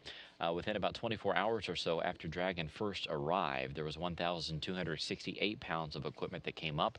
They got all that moved out. They're in the process now of moving back over 2,668 pounds of equipment and supplies and scientific experiments that will come home at the end of March, on March 25th, as Dragon makes a splashdown off the coast of Baja, California. Dragon also brought up 2 grapple bars that were removed in the middle of the week from its external payload trunk. This is an unpressurized section of Dragon that brought up these 2 pieces of equipment. The ground teams commanded the station's 58-foot-long robotic arm to reach in and retrieve these 2 grapple bars. They are currently stowed out on a payload attachment point that is part of the station's mobile base structure. That is where they will stay until this summer, when Chris Cassidy and Luca Parmitano, as part of Expedition 35, will go outside and conduct a couple of spacewalks. This first one will be focused on a variety of things, including moving those grapple bars from that temporary spot over to the S1 and P1 truss. These 2 grapple bars would be used in the event that one of the station's radiators needed to be replaced. Dragon also took up an experiment called the coarsening in solid liquid mixtures experiment. This takes a look at how liquid metal solidifies and coarsens up in space. There's lessons to be learned in terms of how zero gravity affects that particular process. But this CSLM experiment has been running inside the microgravity sciences glove box. Over the next several days, there's going to be 21 days worth of operations of this particular experiment, and then it will come back home with Dragon at the conclusion of the mission. Robonaut also being put through its paces earlier this week. Yesterday, on Thursday, the particular robot on board the space station was moved through a series of arm movements. Also, its vision sensor was checked out. As ground teams watched on, Robonaut checked out A-OK. Also, Thursday and Friday were spent doing some work on the carbon dioxide removal assembly unit inside the Kibo laboratory. This particular procedure is typically housed inside the Tranquility node, but Tom Marshburn and Kevin Ford spent a lot of time, almost 2 full days, working on this particular piece of equipment that is part of the station's environmental system. It scrubs out carbon dioxide from the air, makes it acceptable for the crew to use. They had to swap out some of the beds that help scrub that air, and also a valve, but you get a sense of exactly how big this piece of equipment is. That is why they moved it into Kibo, so they could work on it a little bit easier. And then over the weekend, the crew should be moving it back over to Tranquility and reactivating it once again. In the meantime, Kevin Ford, Oleg Novitsky, and Evgeny Tarelkin now in their final days aboard the International Space Station as part of Expedition 34. This trio getting ready to wrap up 143 days in space, 141 days aboard the International Space Station. We'll have live coverage coming up on March 14th as they depart the International Space Station and head home. Our first broadcast will begin at 3:45 p.m. Central Time.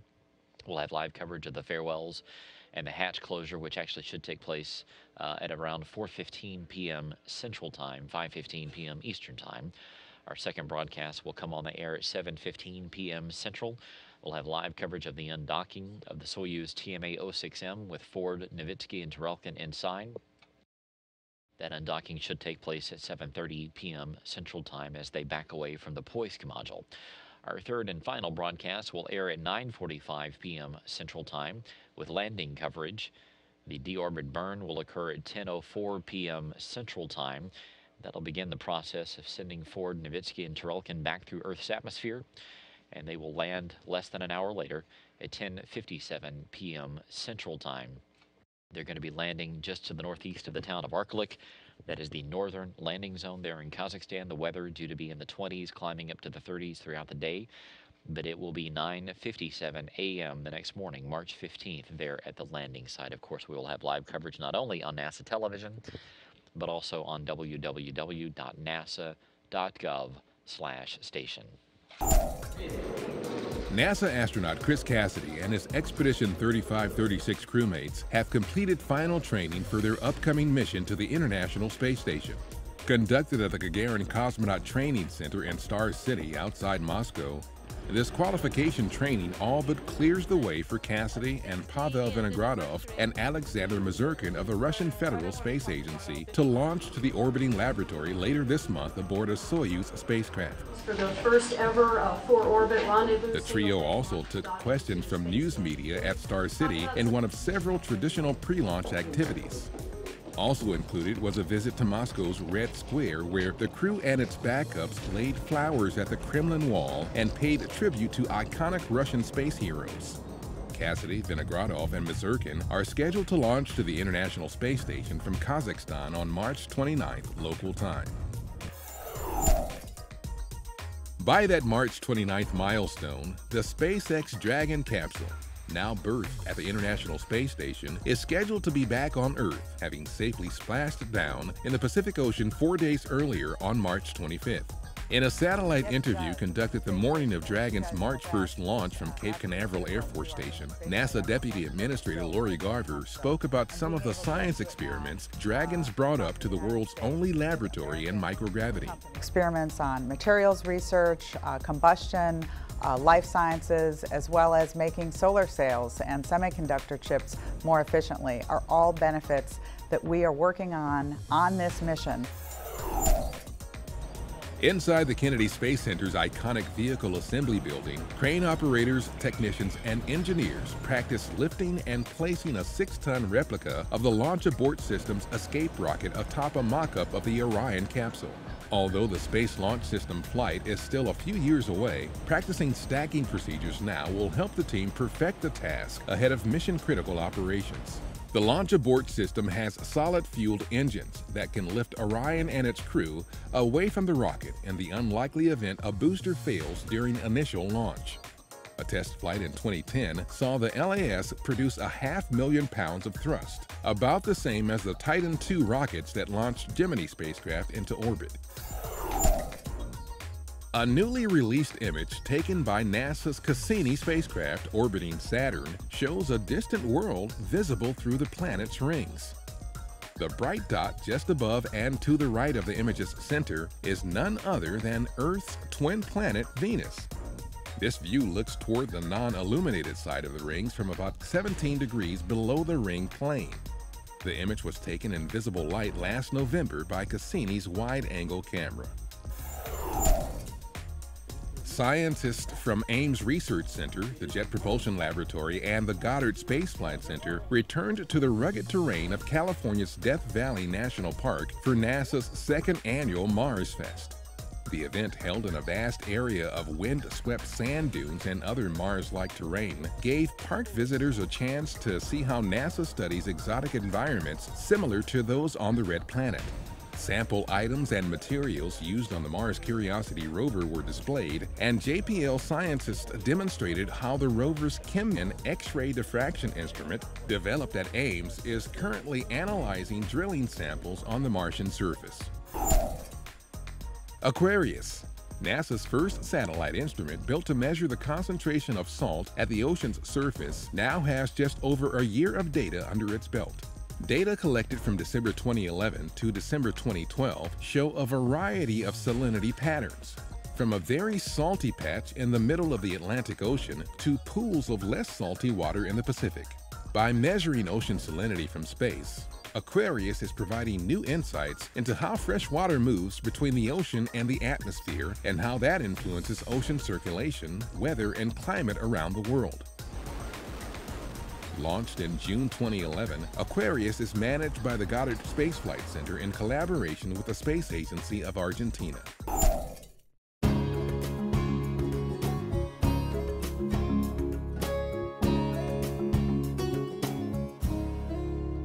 I am Marissa Hines, and I am a mobility systems engineer here at the Jet Propulsion Laboratory.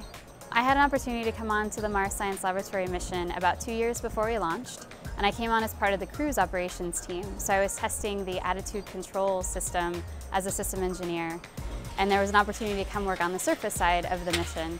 I get to work with the rover and watch it drive around the Mars yard and help understand and develop some of that new capability. It's pretty exciting to know that that's going to be used on Mars to further science. There's a little bit of development going on, so there are certain capabilities that the rover doesn't have yet on the surface. We use this rover, Maggie, to test any of those new capabilities in the software. I think because of my personality and because of how I was supported by the women in my life growing up, I've never really felt any real challenges when it came to the idea of there being fewer women in certain fields or in the field that I chose to pursue. And I certainly see a change in that happening as I see more women coming into the science and technology fields. 4, 3, 2, 1, 0, and liftoff of Endeavour. On March 11, 2008, Space Shuttle Endeavour rose skyward from Kennedy Space Center on STS-123, an assembly flight to the International Space Station. Set up your head, Rick. That's awesome. Delivered to the station was Kibo, the Japanese experiment module, and the Canadian Special Purpose Dexterous Manipulator, or Dexter, robotics system. The mission also facilitated a change of station crew members, delivering NASA astronaut Garrett Reisman and returning to Earth with European Space Agency astronaut Leopold Eharts.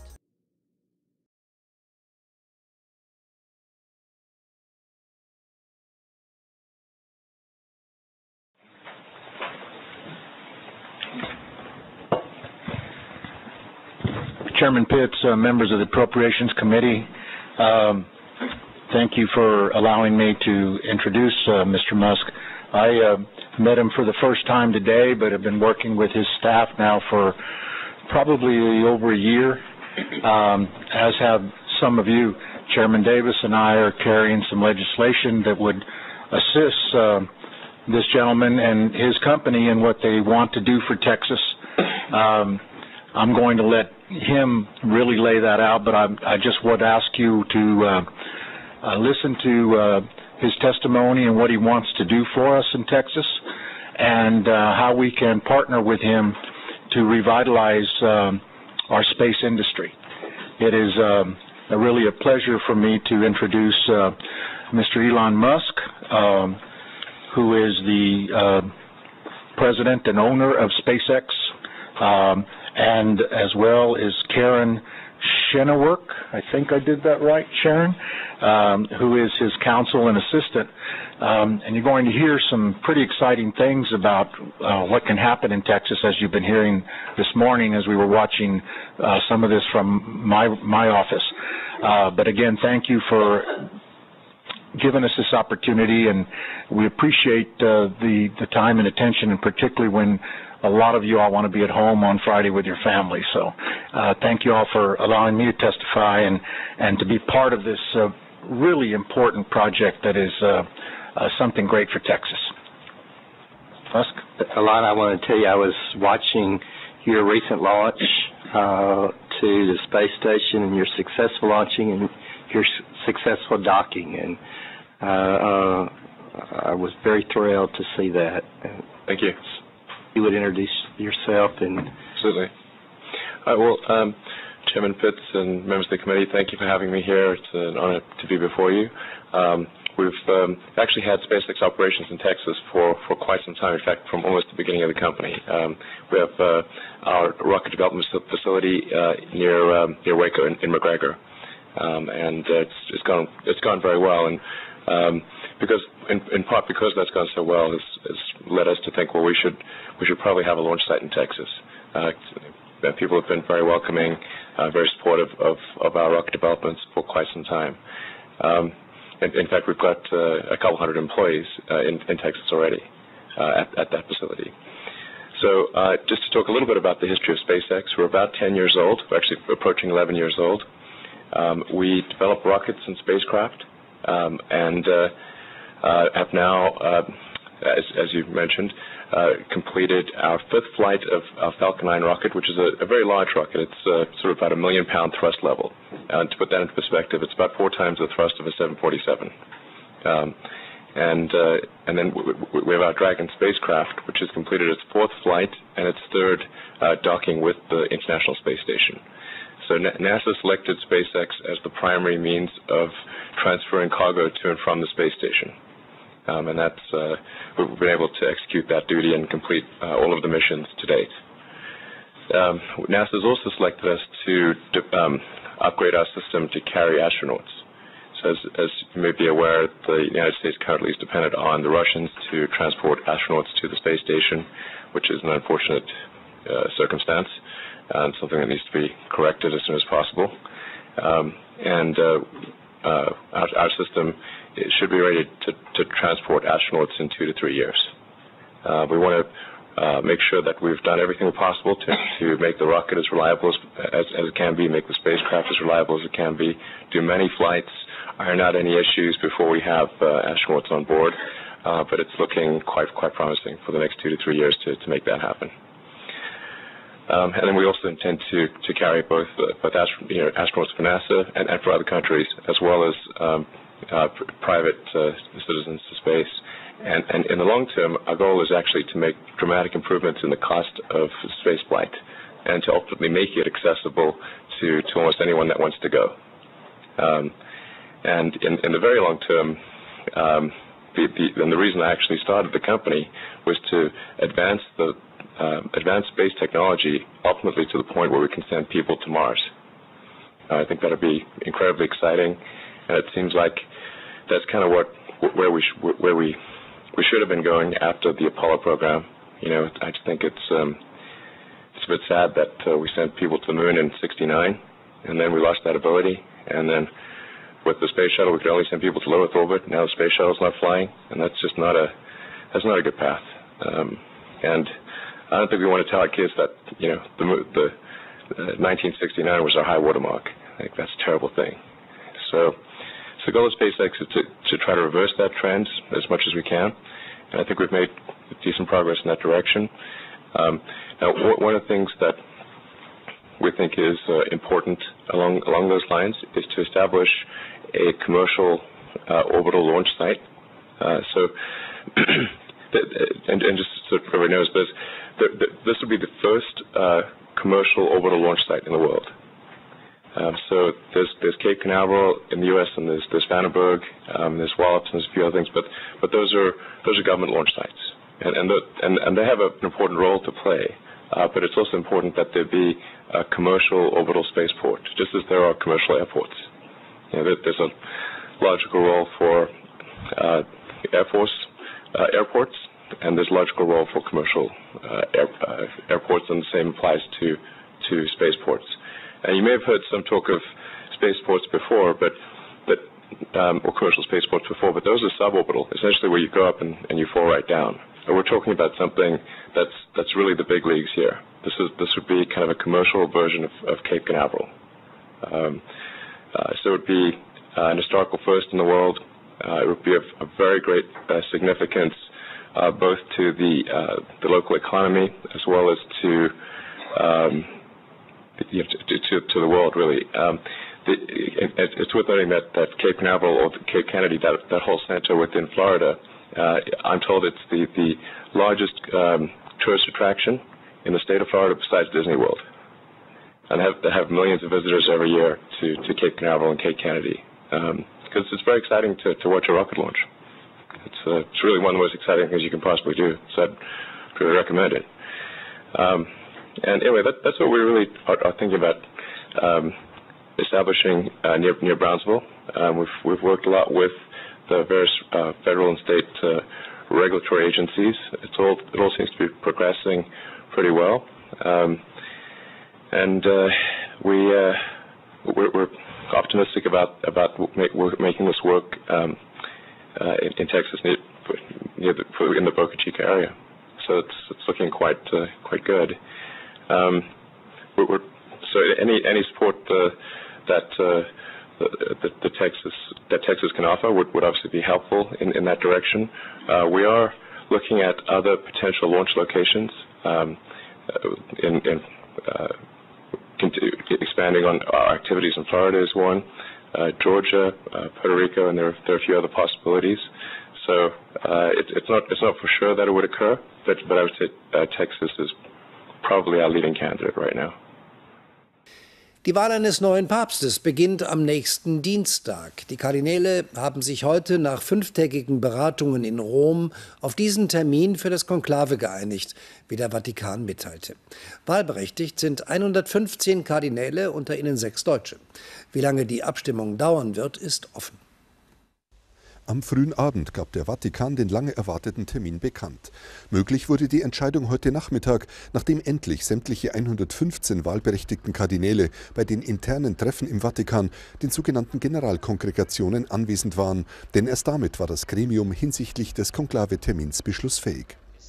In einer Pressekonferenz heute Mittag war zudem bestätigt worden, dass sich die Kardinäle am Vorabend des Konklaves in dieses Gebäude im Kirchenstaat, in die sogenannte Casa Santa Marta, zurückziehen werden. Das vatikanische Fernsehen veröffentlichte dazu Bilder von den Wohnräumen, in denen die Papstwähler streng abgeschirmt von der Außenwelt, das heißt ohne Zugang zu Telefon, Zeitungen oder Internet, vor und nach den Wahlgängen in der Sixtinischen Kapelle residieren werden. Auch der dann neu gewählte Papst bekommt eine vorübergehende Wohnmöglichkeit, eine Suite, bis zu seinem endgültigen Einzug in den Apostolischen Palast.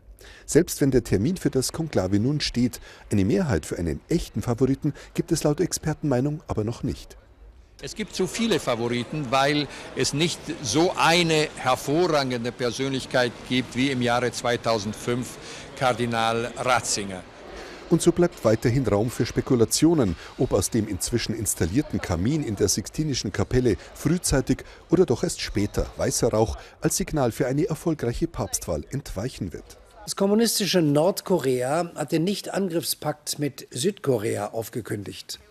Das Staatsfernsehen zeigte Bilder des Machthabers Kim Jong-un bei einem Truppenbesuch und erklärte, dass Pyongyang die direkte Telefonverbindung mit dem Süden gekappt habe.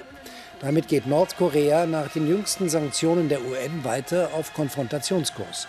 Südkoreas Präsidentin Park antwortete scharf auf die Drohungen. In einer Rede vor Kadetten in einer Militärakademie warnte sie, dass ihr Land auf jegliche Militärschläge oder Zumutungen Pyongyangs mit harter Vergeltung reagieren werde. Nordkorea nimmt übrigens den heutigen Internationalen Frauentag gerne mal zum Anlass, seine Bürgerinnen dazu aufzufordern, auf Miniröcke und andere reaktionäre Kleidungsstücke zu verzichten. In Russland dagegen hat man überhaupt nichts gegen Miniröcke, solange darin keine aufmüpfigen Punkerinnen stecken. Und so wurden auch heute wieder Frauen, die für mehr Rechte kämpfen, verhaftet, während der Präsident persönlich an das schöne Geschlecht, wie es auf russischen Plakaten heute heißt, Tulpen und Narzissen verteilt. Goline Atay. Präsident Wladimir Putin zu Besuch bei Textilarbeiterinnen in der Provinz. Zum Frauentag preist er die, wie er sagt, Ausgewogenheit, Vorsicht und Tiefe der Frauen. Dann fragt ihn eine: Herr Präsident, sagen Sie, wie schaffen Sie es, so gut und so energisch auszusehen? Das Klischee ist perfekt. Er der Starke, sie die aufschauende Schwache. Ein ganz anderer Typ Frau hat dieses Klischee satt. Das Häuflein, das sich heute in Moskau versammelt hat, nennt sich feministisch. Kirche, Staat und Patriarchat sind für sie das Gleiche. Weg damit, rufen sie. Ja, wir brauchen dringend solche Demos. Der Sexismus hier nimmt übermäßig zu. Dass eine junge Frau, die politische Dinge liest, als unnormal gilt. Dass ein Mädchen, das Männersportarten betreibt, unnormal sein soll. Oder dass eine Frau Kinder zu kriegen hat. Wie es um die Rechte der Frauen bestellt ist, so ist es um die Menschenrechte hier bestellt. 12.000 Frauen hier sterben jedes Jahr an häuslicher Gewalt, wollte sie noch sagen, aber dann werden ihre Mitstreiter abgeführt. Feminismus in Russland, ein Schimpfwort, seitdem es Pussy Riot gibt. Nebenan ist der Frauentag eine Mischung aus Valentinstag und Muttertag. Kämpfen? Wofür? Das ist ein Tag der Liebe, der Blumen und der weiblichen Schönheit. Die Natur hat der Frau doch schon alles gegeben. Da muss sie doch nicht kämpfen. Manchmal lächle ich, manchmal schweige ich. Und so kriege ich das, was ich will. Sie hat nicht gelächelt, nicht geschwiegen. Mahnwache für Pussy Riot am 8. März. Ihr Kampf geht weiter. Der Countdown läuft. Am Dienstag beginnt im Vatikan das Konklave, bei dem ja 115 Kardinäle hinter verschlossenen Türen den neuen Papst wählen. Die Vorbereitungen laufen seit Tagen. Zurzeit wird der Schornstein der Sixtinischen Kapelle präpariert, aus dem traditionell weißer Rauch aufsteigen wird, sobald der neue Papst gewählt ist. Beobachter rechnen übrigens mit einem kurzen Konklave und meinen, dass bereits am kommenden Sonntag das neue Oberhaupt der katholischen Kirche in sein Amt eingeführt werden könnte.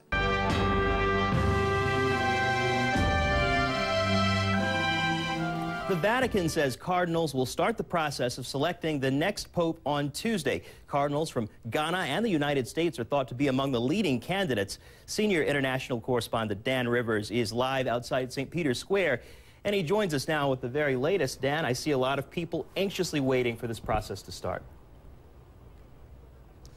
George, that's right, they are, and we now do have some of the first physical signs that this process is about to get underway. This is, of course, famous St. Peter's Square behind me. You can see the Sistine Chapel over there where the conclave will be held, and on the roof of that now is a chimney. That's the chimney from which the white or black smoke will come from Tuesday onwards. I was inside the Sistine Chapel earlier on and saw the two stoves, in fact, that they have with a single chimney coming off them, a copper chimney.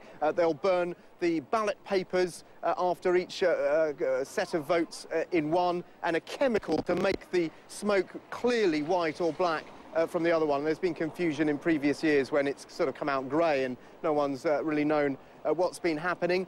Also inside, they're setting up the tables at which the 115 cardinals will sit.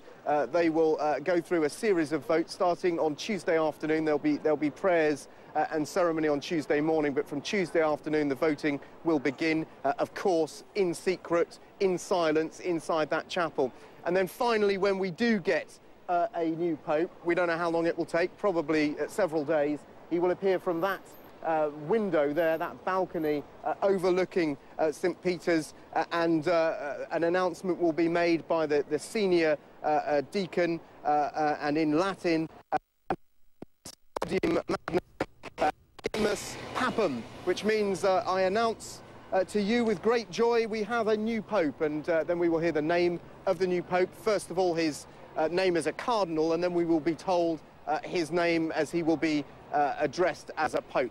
So excitement building. I don't think we're likely to get any result on the first day. Most people seem to think this will go on 2, 3, 4+ days. We don't know for sure. But now the preparations really beginning in earnest for Tuesday's start of the conclave.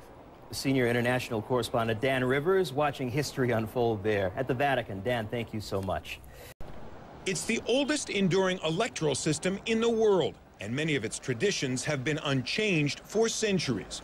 The conclave, which literally means locked with a key, dates back to a time when cardinals were locked in until they chose a new pope. Now it's the world that's locked out, figuratively speaking, as much of the conclave will take place behind closed doors.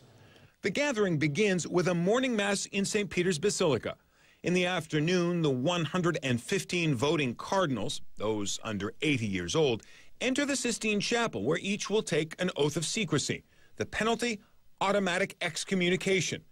After the oath, preparations are made for the election, taken by secret ballot.